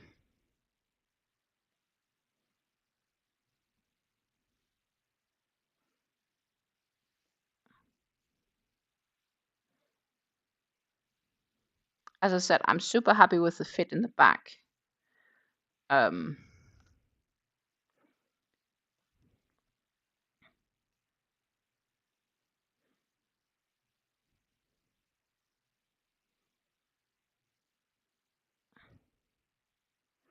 and optionally, I could sell it, I guess, if I end up making a new one and I still don't use this one because, yeah, waves is just not my style.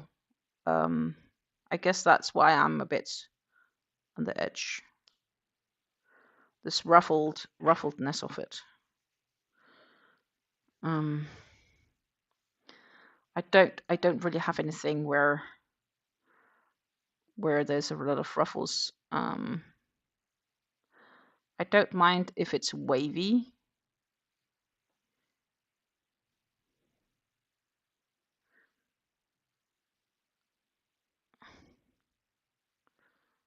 But ruffledness is not my thing. But it's not bad. It's just I feel it could be better. I'm very critical.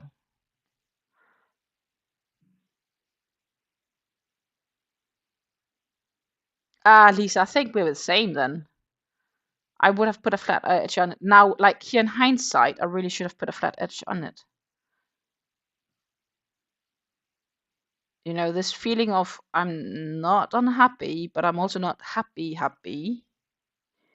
So I definitely should just have stuck to the flat edge. Why didn't I do that? I'm also always so clever in hindsight, aren't we all? If I had known.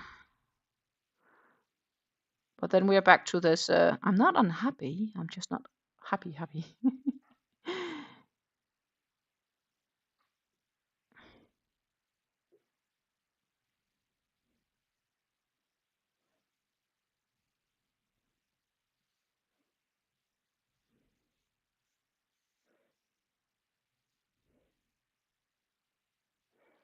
Yeah, we're all flat border people. Why did I do ruffles? Mates, I just followed the pattern instead of thinking. That's what went wrong. I should have done a flat border. But now we kind of woven in ends, and as I said, it's too much work to frock it. Then I'd rather just make a new, which is also a lot of work, but I have enough yarn to do that, so that is my least concern. Not enough yarn of this color, but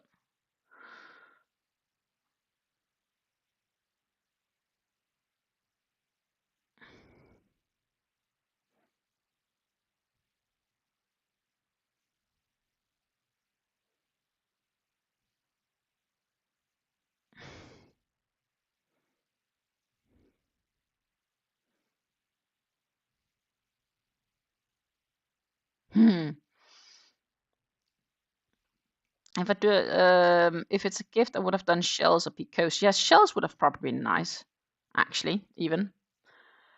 But never for something I would be using. Lisa says, not that I enjoy frocking, but I also doesn't bother me as much as you. I'd rather have finished project I wanted to use instead of forced to use. I might end up being happy with this. It's just, the first sight of it, I'm a little bit, it's very ruffly. But that could also be the stitch, like the yarn, actually. That could be the yarn. And my needle size and so on. So you guys are telling me I should actually just frock this one? I could. I feel like it now. Actually. Oh, guys.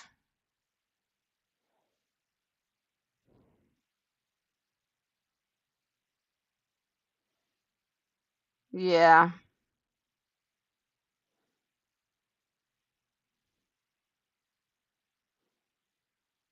I should.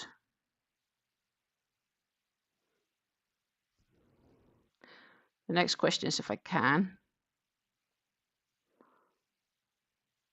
I've done this way too. I would probably be much happier if it was a straight edge. But then we are back into me. I'm weaving in ends so crazily good.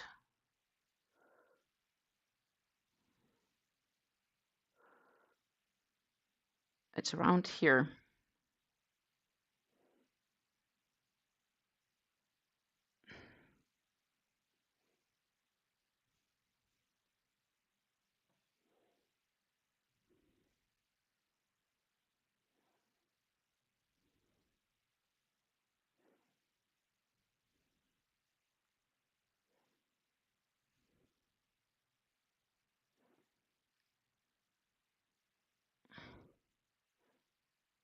I need to really listen to you guys.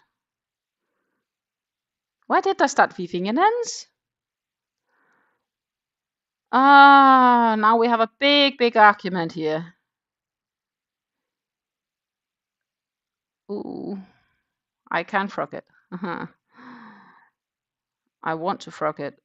Not all of it. I just want to frog back and do straight edges. So I'm not gonna cut this in, and I'm gonna frog it back to do that straight edge. And I'll have some leftover cheap yarn. Yeah, that's what we are gonna do this weekend. But it's not gonna happen today.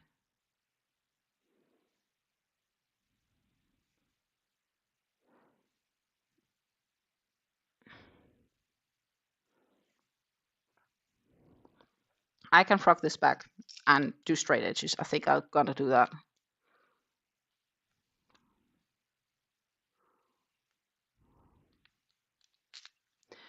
Yeah, I'm not happy enough with the ruffles. I'm just not a ruffle person. We've learned that now, definitely, because last year I also made granny stitch type bucket hat, and it had ruffles, and I look at it, and every time I look at it I'm like, no, I'm just not ruffle. Also because the sleeves here aren't ruffled, so what I would probably also then do, that's actually a good idea, then I would also add an edge here on the sleeves. That would make good sense. Yeah, I'm gonna redo that, but not today, not now. Maybe I'll sit and frog it tonight, but not now. So it's sort of finished, but it's not completely finished. It's finished for what it is right now, but it's not how I would want it to end up being, if that makes sense. Yeah, no, I'm not into ruffles. No. I'm just not into winter. Not into winter. Not into that. That's a bummer.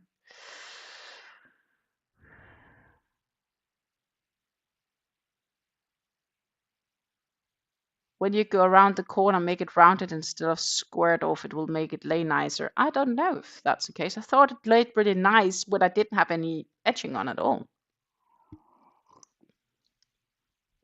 But I would probably need to make some chains in between just to make it nice round corner. Put away until the winter and get on with springy projects. I don't have any springy, well, shawls, but I don't know if that's spring. But crickets. Yeah, I'm going to have to frog that and do straight edges. It's something for the next yarn talk video. So what I do have, that's not really spring either because it's made in a merino wool. We have the cowl I'm working on, and it still wants to curl. Sell it as is. I could, but the problem is it's kind of made for me, made to measure for me. Do you want it? Do you want to buy it? Should I send it to the US? Let me know. I could send it to the US and make myself a new one. That's an option. So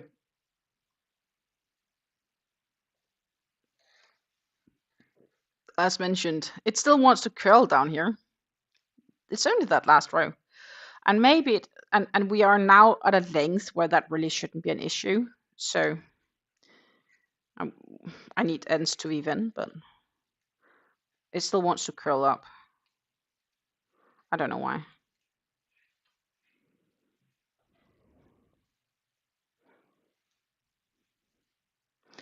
The theory was maybe if it gets a wash and a little block, it would be less. The length between aren't as long, and that's because I do, so I think it's called the garter stitch in the English. I know what it's called in Danish. But I did garter stitch, and then I did 7 stockinette, garter 7 stockinette. So the garter stitch is, I believe, so 1 purl, 1 right, 1 purl, 1 right. So like 1 purl, 1 knit, 1 purl, 1 knit, 1 purl. So that's 5 rows, but it looks like 3 purl rows, kinda ish. So that's kind of what I did instead. So it's the same amount of rows for the repeat, but I actually don't know how long I need to let this go. And I have so much yarn, so I guess I could just continue until there's no more yarn left for making a full repeat, and then that's it. Thoughts? So that's one option. We have the hat collector shawl, which we haven't done anything with. This is like a lovely couch project, so actually it's part of me would like, maybe I should just do that in the sense of keep that for the couch. I am currently on the knit rows, but it just wants to curl. I don't know why. I don't know why.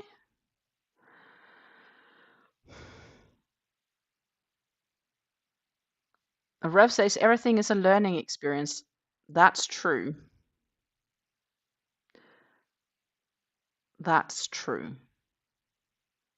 I could be open probably just to throw it on and see if people would be interested in it, and then if they are, I might just be okay, it's gone. But I'm more keen to actually make a nice even row. The only thing that disturbs me a little bit, and I'm not sure, I think it is visible here. You can see where I attached the new row.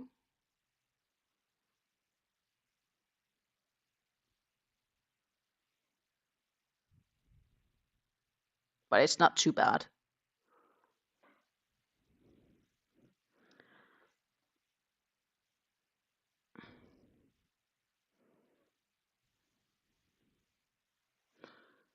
It's not too bad, but you can see it.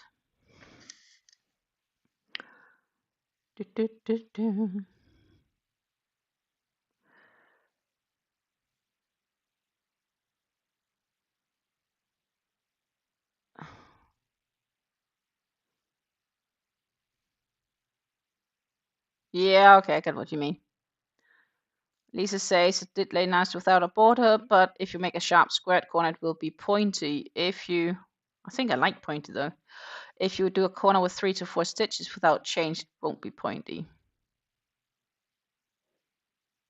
Susan says making variable is very tricky. I've made a few knit crochet that came out nice but looked funky on me. It is tricky. I'm not unhappy. It's just the ruffles I don't work with.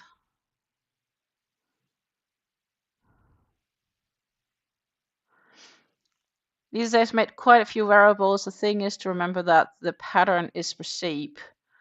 It was made for standard sizes. Problem is no one is standard. Valid. Rev says it's like when they say go add 1 clove of garlic and you add 15 cloves of garlic. Yes, that's also a thing. We also have the hat collector shawl as an option to work with, which kind of feels like it's time because we haven't done much for a while. This is the right side because this is the front. Yeah. So we also have this as an option, which is actually tempting me. I feel like it's time. We haven't worked on this for a month. We should do a hat collector shawl, shouldn't we? And then I'll think about what I will do with. I am inclined to frog it and make normal edges because I think if even I like it better, I think if I would consider selling it, then even people would like it better.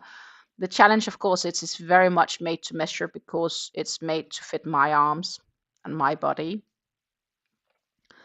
So I don't know how easy that will be to forward selling wise.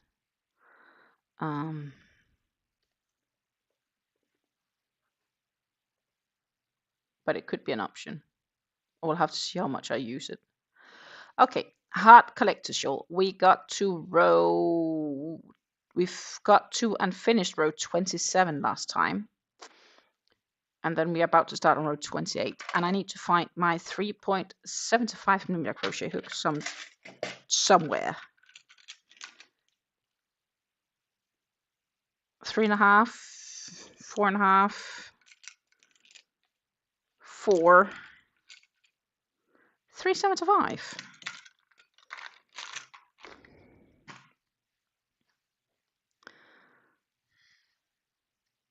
We are working on this cake currently, and I'm needing to check. So as you can see, we are here getting into the next colors. But in this case, we are going to continue for that because we are on this is the third cake and it's the third color. I've almost gotten all the way through.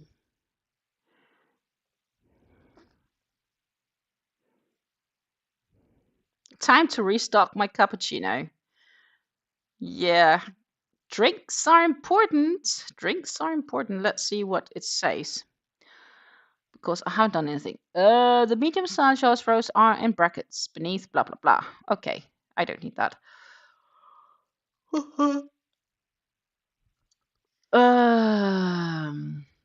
Note that the per side counts may change and the per side counts noted are large size.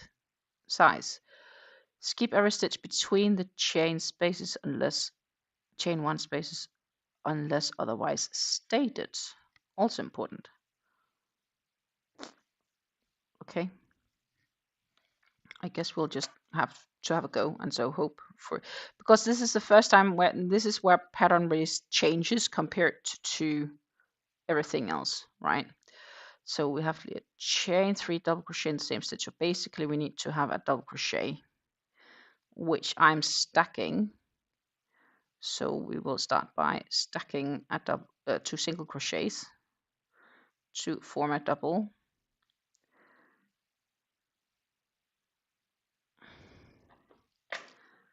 And then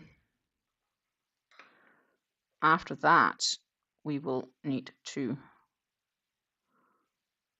double crochet in the same stitch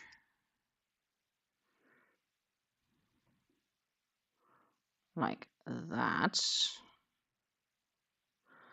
And then I need to skip the next stitch, chain space, that's this one.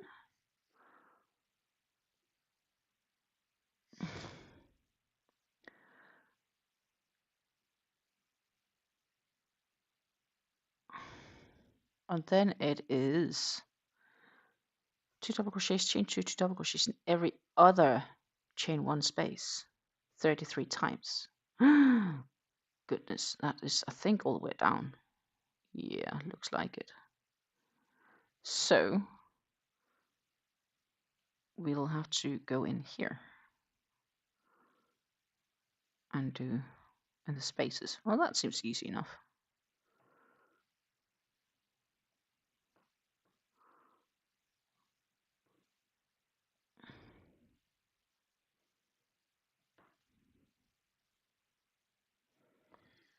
Guys, we're finally working on the heart collectors again. Woohoo!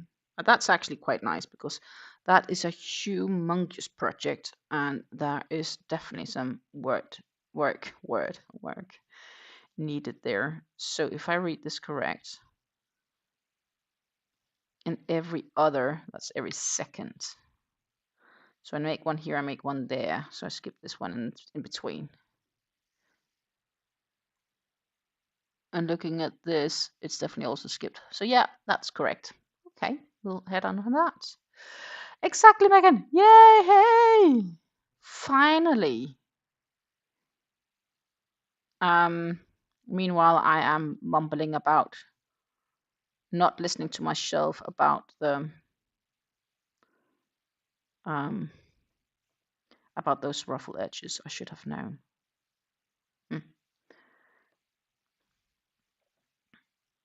I should just have made regular edge.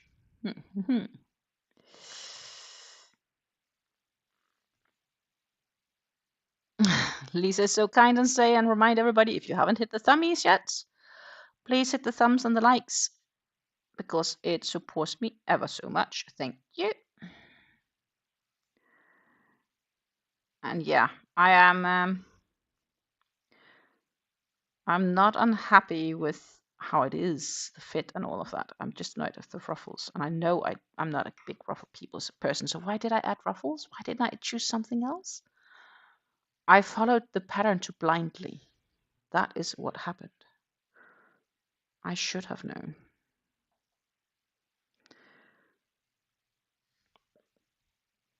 So I may actually go ahead and just see how it will work frocking it and then making the edge even. I could see myself do that.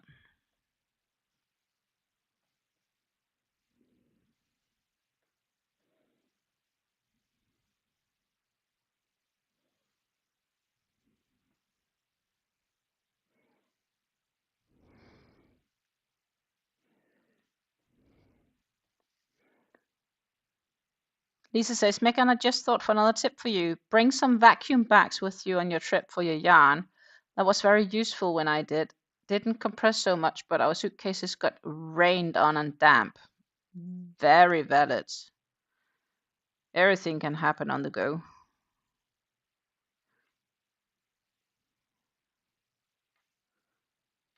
And damp yarn is not fun.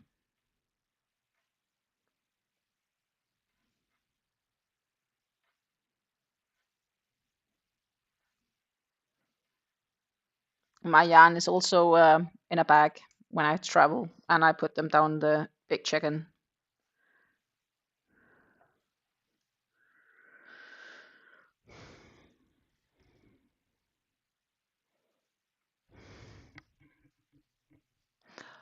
Oh wow!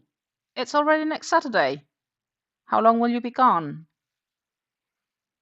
Megan is flying off to, I believe it's Spain as well, on a well-deserved vacation.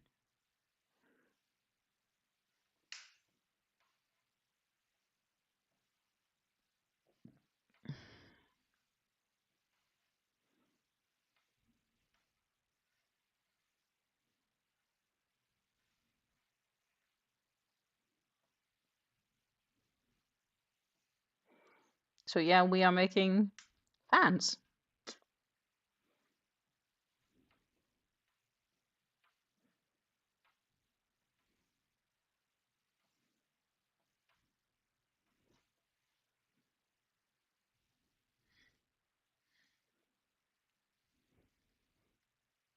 "15 days, nice. I want to be away for 15 days. Not to work, not to do anything, just to enjoy. I'm ready for vacation. Can you hear? Like a long one. The problem is then when you get home, you don't want to get home. You want it just to continue into perpetuity.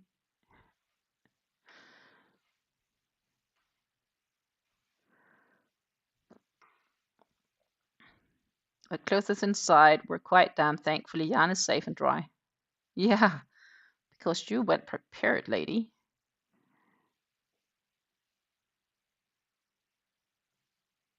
And Lisa definitely hopes that Megan will be enjoying herself. So does everybody here. Oh, I'm so jelly. So you're leaving next Saturday. So you'll be away while I'm technically away, but I'll be back before you're back. So you're not going to miss me that much. It's just next week. I won't be around. I have a video out on Monday, though. The latest update on how much yarn I have in my Ravelry stash and more cakes.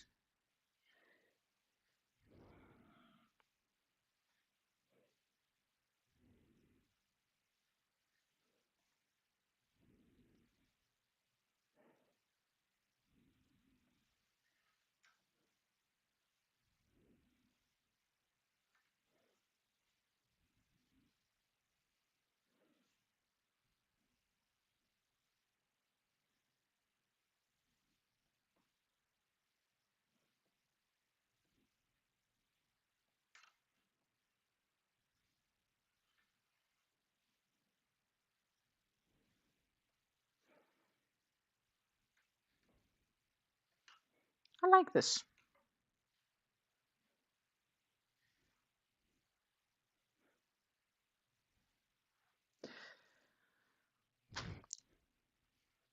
Yeah, I think I am going to attempt to frog it back, and not this one, but the shrug, and just make an even edge.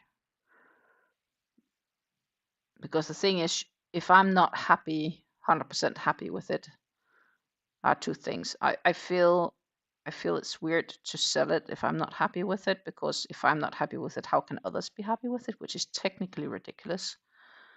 But if I want to keep it, it's just not enough my style.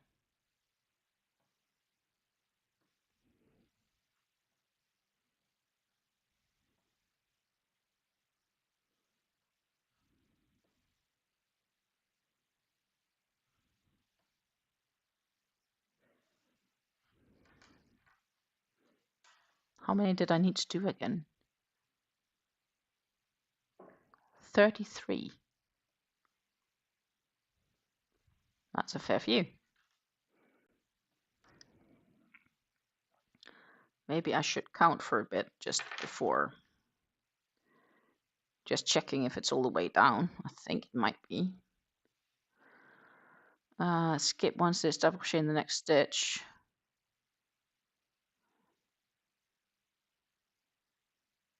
Then 2 double crochet centers, 2 double crochet centers in 2 space. Yeah, it's the same all the way down. All the way down. Okay, cool. No need to count them. I'll trust, because before my stitch count was correct, so it should still be correct.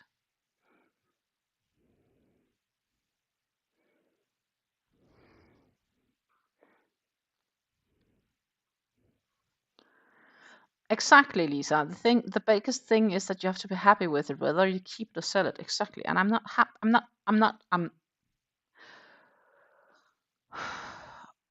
not unhappy. I'm just not fully happy. I'm in between, if that makes any sense.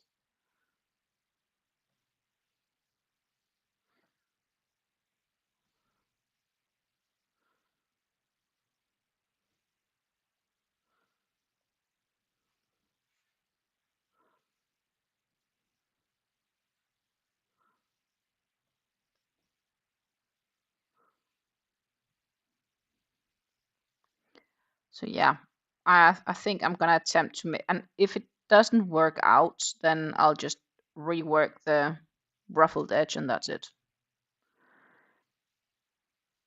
But if I manage to do it, I will I think definitely see if I can do that.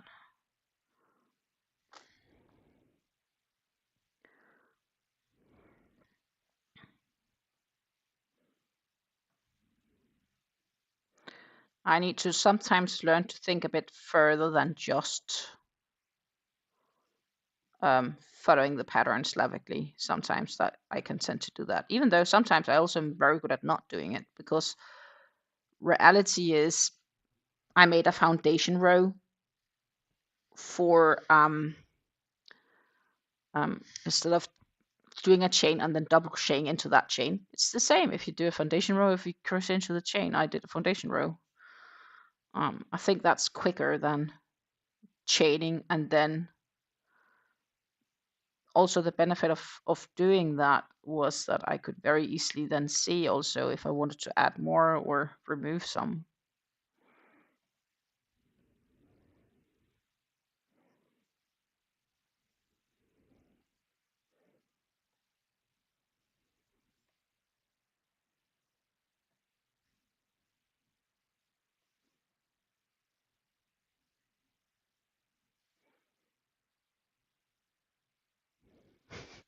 Lisa also prefers a foundation row over chains. Yeah, it works nicer, doesn't it?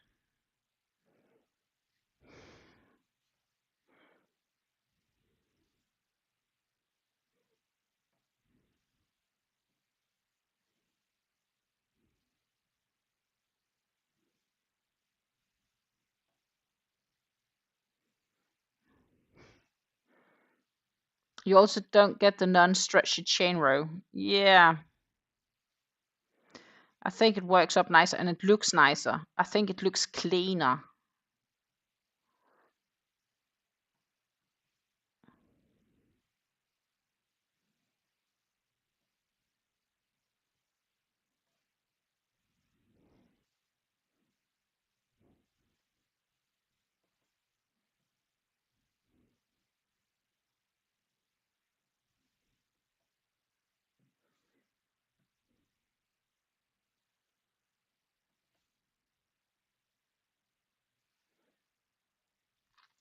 And Lisa agrees. It looks cleaner. It does. It just does look cleaner. It's just how it is. It's a fact. Looks much cleaner.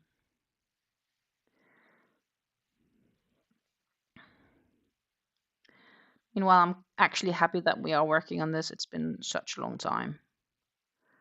And knowing how much work there still is to get done before it's finished. Um,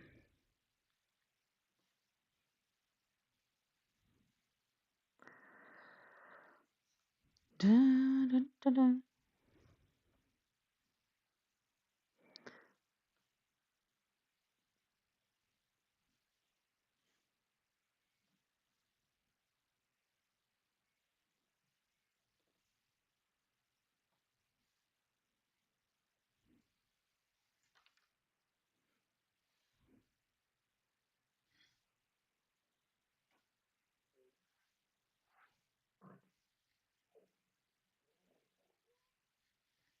Da, da, da, da.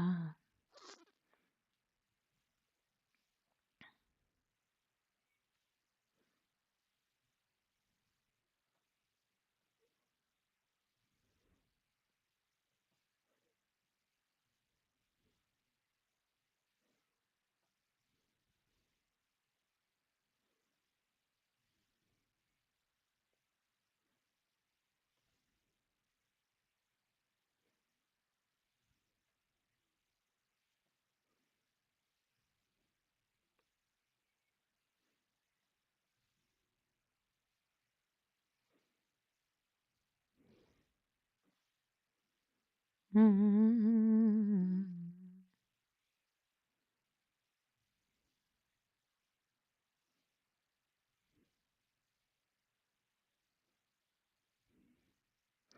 Oh, no, no, no. Don't make nuts on me.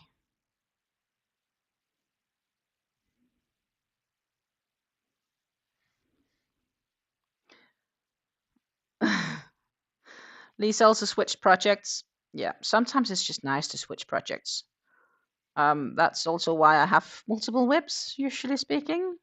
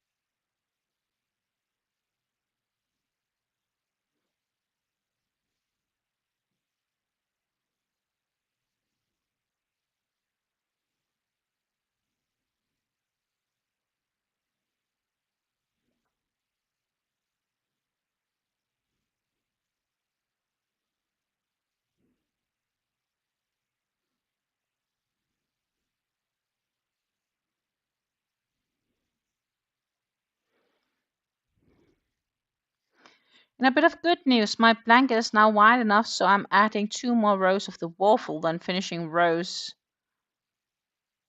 And I will be finished with this one. Hey! Nice! That's better news than mine. You know, everybody except Susan is a favor of me frocking it.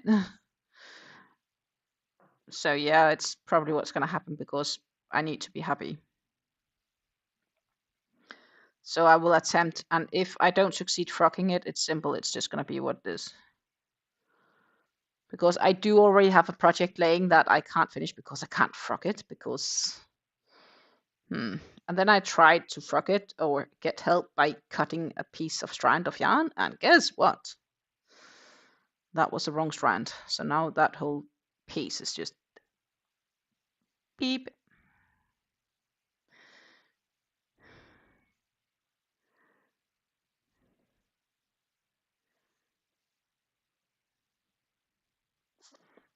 I shouldn't have woven those ends in, but luckily some of them aren't a lot, so that should be okay to figure out.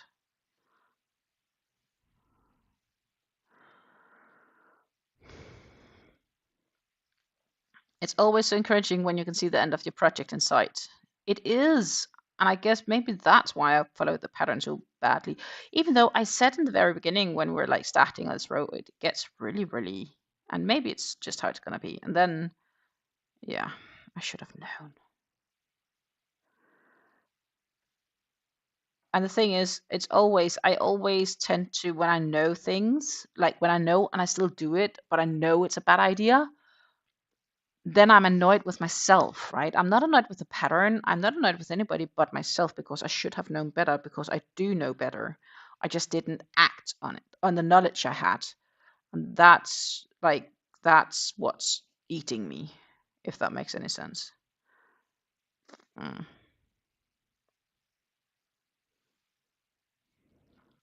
It's basically if you hold your hand above a hot plate on the stove, you feel it's warm, don't touch it, you just hold it above, you feel it's warm, and you still decide to touch it. It's just plain stupid. That's the feeling I have when I know it and I still do it.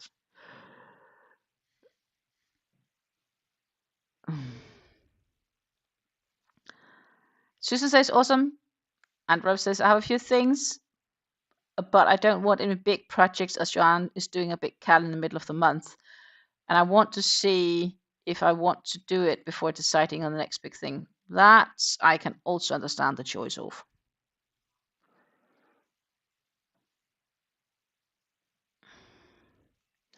We're almost at the center here. I just need to check how it also was that I had to do the center.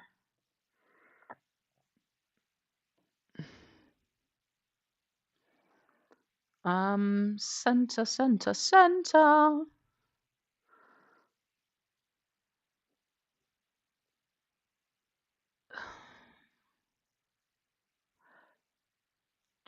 Skip one stitch, double crochet in the next. Okay, easy.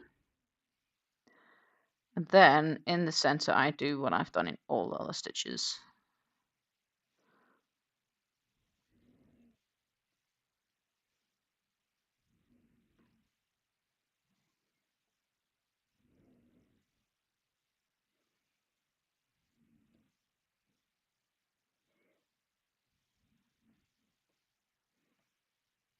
Done. Now we just need to go all the way back. Easy peasy.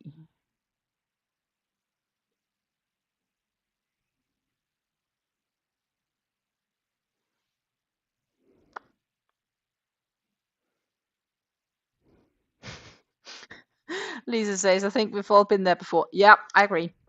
And Susan says, in your defense, one won't know what the finished item will look like on your body. Everything looks great in photographs.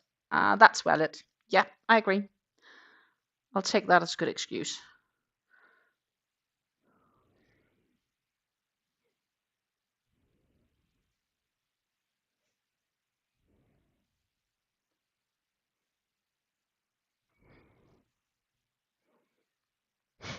If it makes you feel better, Johan spent over a year making a blanket with his favorite yarn, a discontinued one called Fruit Punch.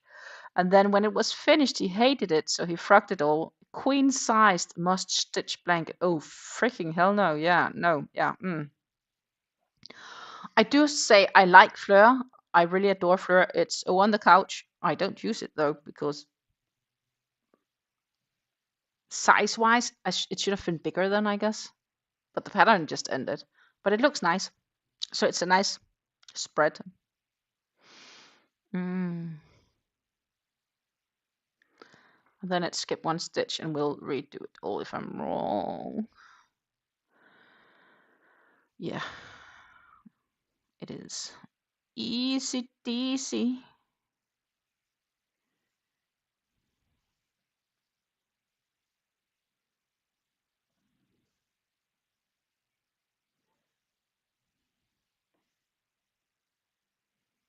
So yeah, I will attempt frog back and fix that with a nice straight edge. That is what's going to happen.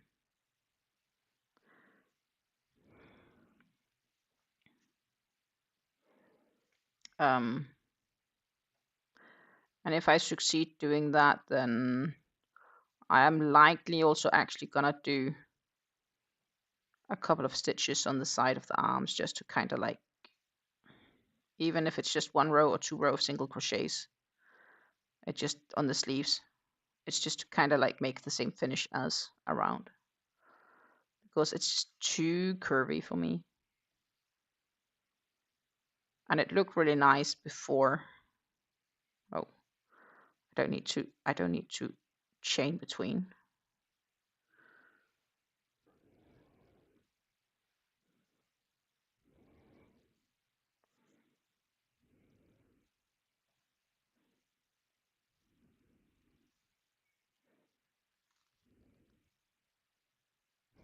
Could always be worse. Yeah. Lots of things could be worse, right? Life isn't too bad.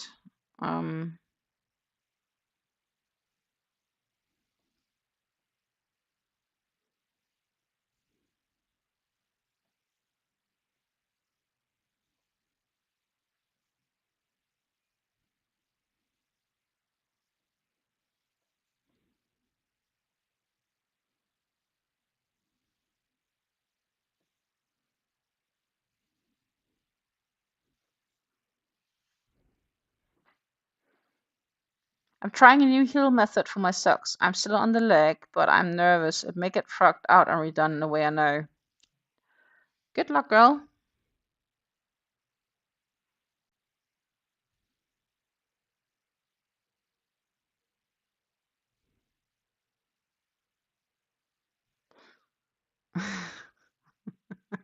Susan says, I'll never frog a huge project. It feels like big waste of time and energy. I agree it feels like wasted time, but I did sort of intend to use it. So yeah, I feel I need to.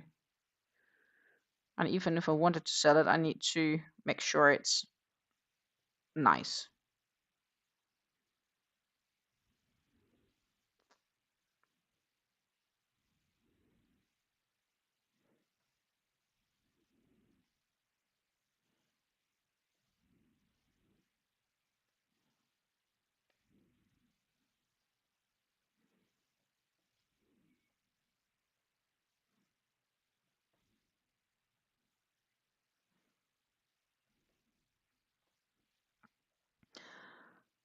Hoarding finished objects is just as bad as hoarding yarn. I donate 90% of my makes. Yes and no. I definitely do have too many makes that I don't use. I will admit to that. Yeah. And that is where I need to be better at reselling them.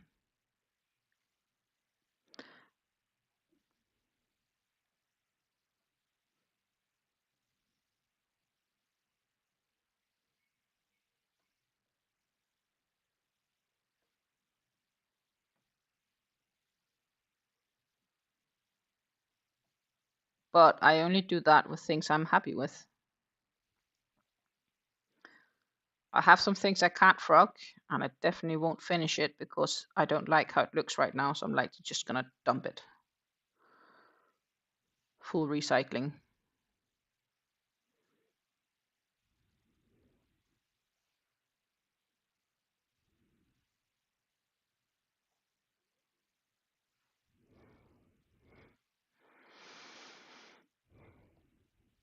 I frogged out a nearly completed shawl this week. It was my fault. I didn't read the pattern carefully enough. It was actually bad and ugly. I'm mad at myself now, and the yarn is being punished in timeout for a bit.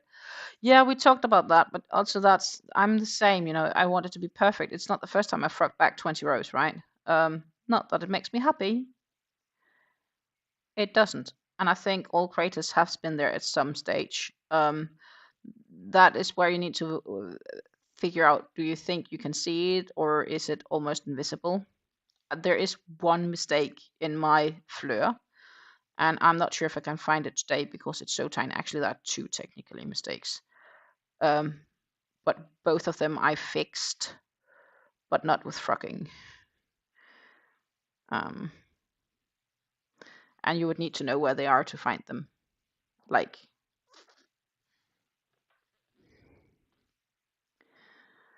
Rev disagrees with Susan here. He would rather be happy with something than not liking it and calling it finished, especially if you're planning on keeping the thing. But that's okay. She's free to do whatever she likes with her yarn. I just as we all are. Valid. I think I get, like, depends, of course, like, if I have somebody who said I would like whatever, curly edges or veggies or ruffled, and that's the request, I have no problem making it. But if it's not a request necessarily and I don't feel like it needs to be there, then I don't make it. I think maybe it's, I don't know, I feel it's a bit girlish. I don't know. Maybe that's even wrong termed. It's just not my style.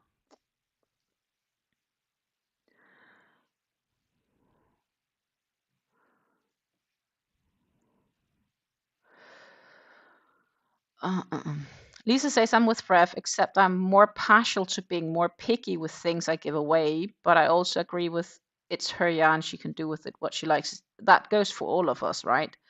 It's our yarn, we can do with whatever we want to it. If that's giving it away or cutting it into pieces or making sweaters or socks or whatever, it's freely our choice.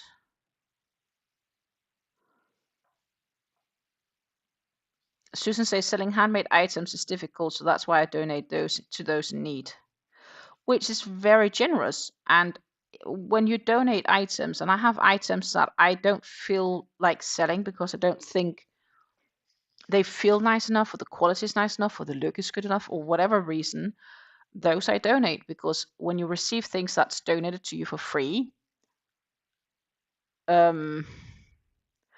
I don't think you're forced to receive it, but you get an option to take it or pick it or whatever. And then you don't have much of a choice. You just accept it and are happy with it, because if you're freezing your ears and you get the possibilities to get a beanie or a hat, you are more than happy. And then you are not going to care about what color that hat is, for example. And you don't have the luxury to do that either.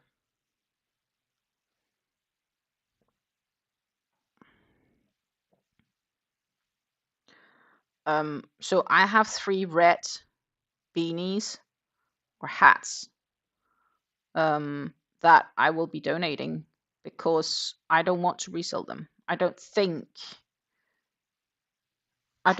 they feel nice enough to resell. Like, the beanies themselves look good. That's not the issue, but they just don't have the feeling that I would want to sell them. So I will be donating those.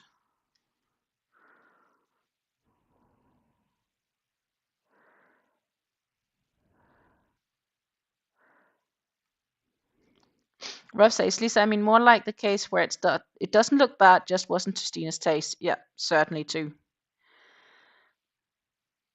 Lisa says, if I can hide a mistake, I will. It doesn't bother me in the least. But if it's something I can't be hidden or fixed, it's a problem for me. Yeah, same.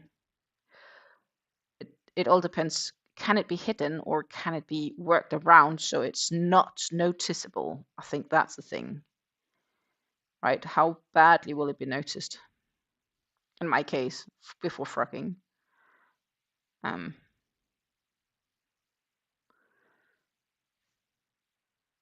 The only benefit with frocking is we get to enjoy the yarn twice or thrice, depending.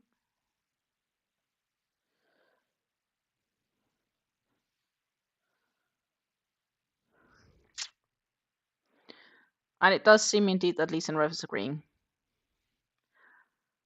Rev had to frock back 400 stitches with this blanket because I forgot to add half of a V-stitch to a row below. And with this pattern, there is no fixing for that. Yeah, good luck. That sucks. It's just what it is.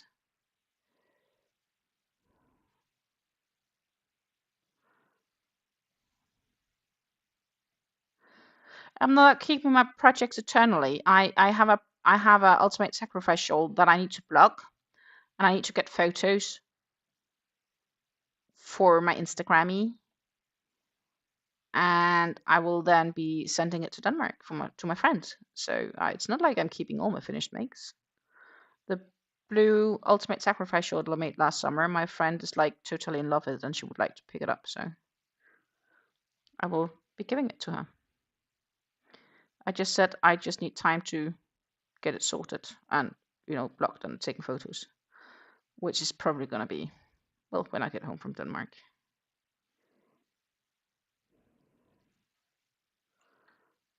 And she will cover for my materials. So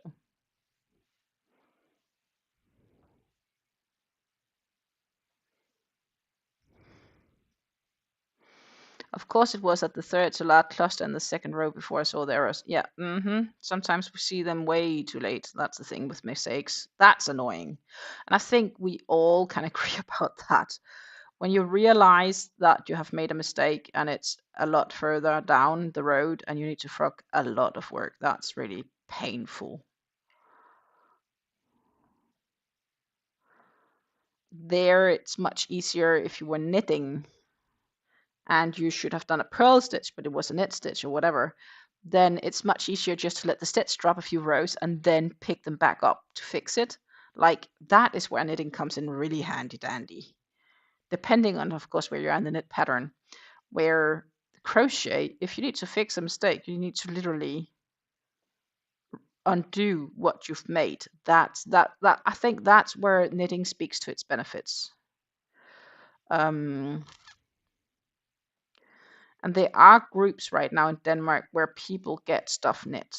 And some people make money on it. Can they make a living? Absolutely not. But there are people who's knitting sweaters for other people and they get paid for it. So, and obviously you are not going to have to look at the salary rate for this, but some of them knit with really quality yarn, and after the purchase of the yarn, that might be $100, and then they might actually end up getting $200 for the sweater because they also get paid for the time of knitting. And I think that's absolutely fine. If people want to do that, that's fine. But then if you deliver something there, it has to be perfect, right? Because people are paying for quality product.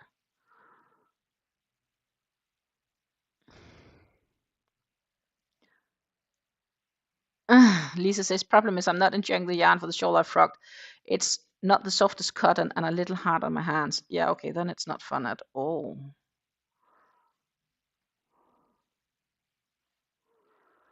Susan says, enjoyed finished make much more than the ball of yarn. That's what motivates me to use my yarn. It's very easy to buy, but much more difficult to turn it into something useful. That's valid. I think we all have that issue, by the way, that it is very easy and very fun to buy. It's nice to buy. I like getting new yarn, but the time it takes to use it up, oh my goodness. But I think that's a global phenomenon we have as fiber artists. I think that doesn't really matter at all if you're a knitter or crocheter for that matter.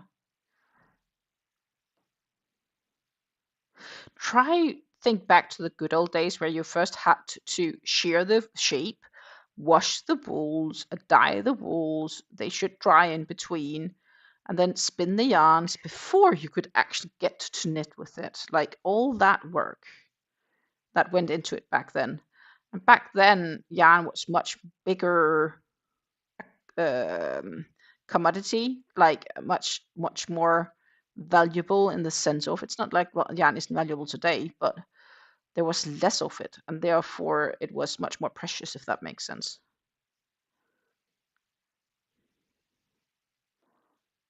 It's first until they got that industrialized that there's much more of it.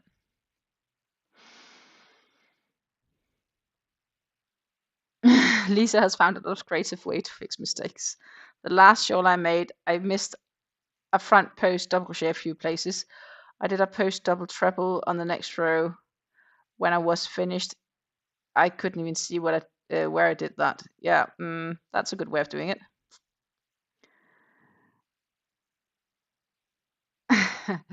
Reverend says, to make an apple pie, first you must create the universe, said Carl Sagan. Aha. I guess that's partially true as well. Oh my goodness. So yeah, we are. I'm definitely gonna attempt to see if I can fix frog that blue part because it's too wavy. It's too curly for me. The row just before was kinda okay-ish, and that was only every second stitch 2 single crochets. It just went too much after, I think.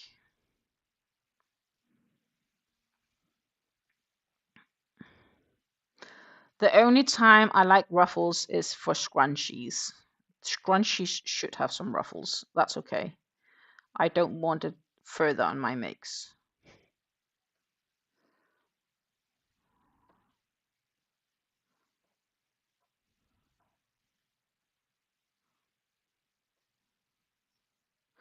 Even after industrialization, yarn was severely rationed during the wars. I can imagine. So we are actually spoiled compared to what they used to be. Let's think about that. We are spoiled with our yarns.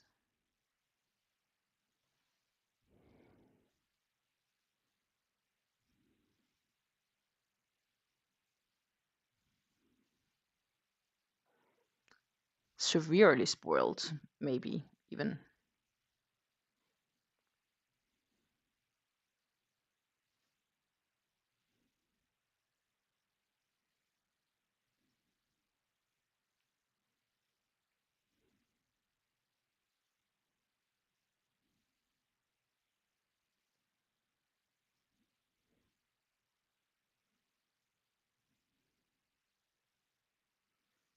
Guess what? We're almost at the end.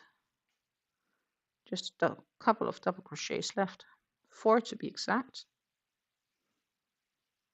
That's very nice and fitting for the time. It's almost 5. I need to boil eggs and clean up this mess I have here.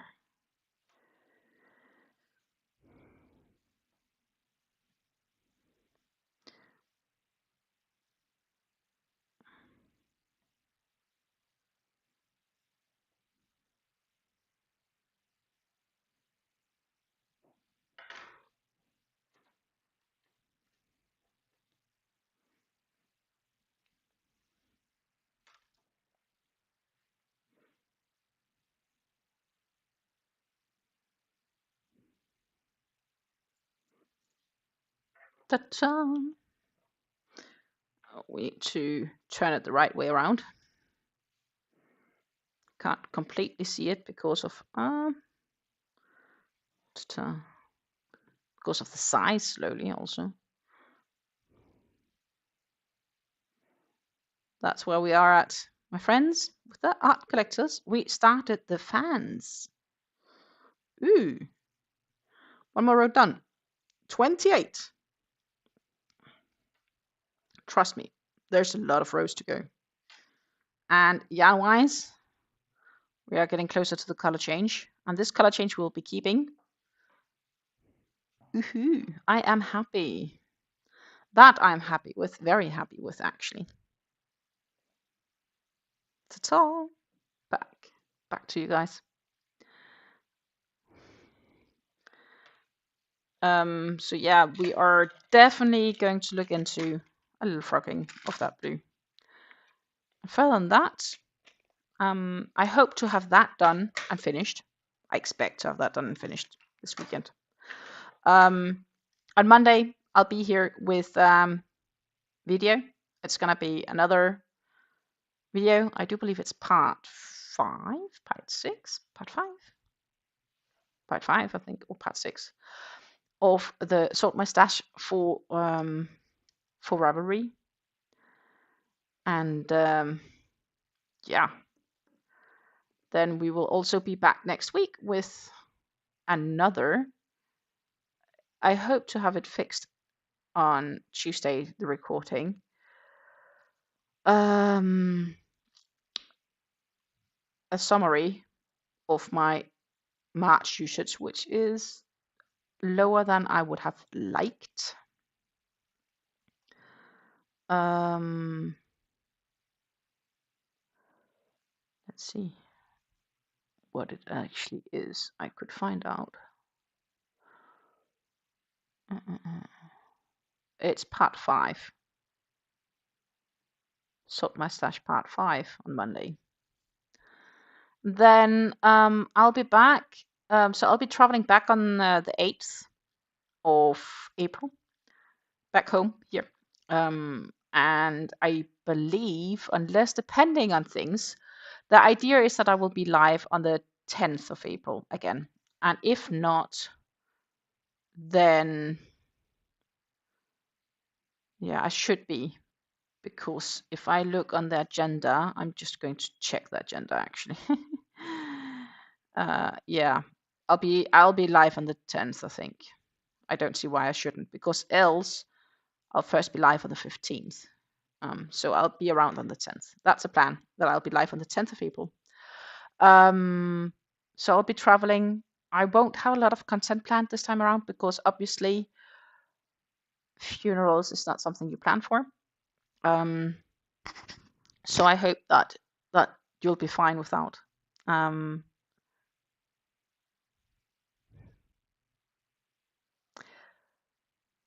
So thank you so much for watching. I'm super happy you were around staying with me today, even though that we end up deciding that even though I finished the project, we are gonna frog a little bit back and make straight edges. I think personally I will feel much nicer about that. And then I'll see you back live. But first of all, I will see you in another video on Monday, and another yarn summary video sometime between Monday and my return. It could be that it goes up while I'm in Denmark. We'll see. It all depends on what I'll reach. And if I can't reach recording it, it's going to be delayed for March, and that's just how it is. Thank you so much for understanding. Thank you so much for hanging out with me. I love you all. I love your advice. I love hanging out with you. I love your inputs for everything. All these lovely viewpoints helps making decisions and well-formulated decisions. And that is just why it's such a pleasure. It is a real yarn cafe, except we don't sit across one another enjoying our drinks. So yeah, take care, happy crafting, and I'll see you again in April. Bye.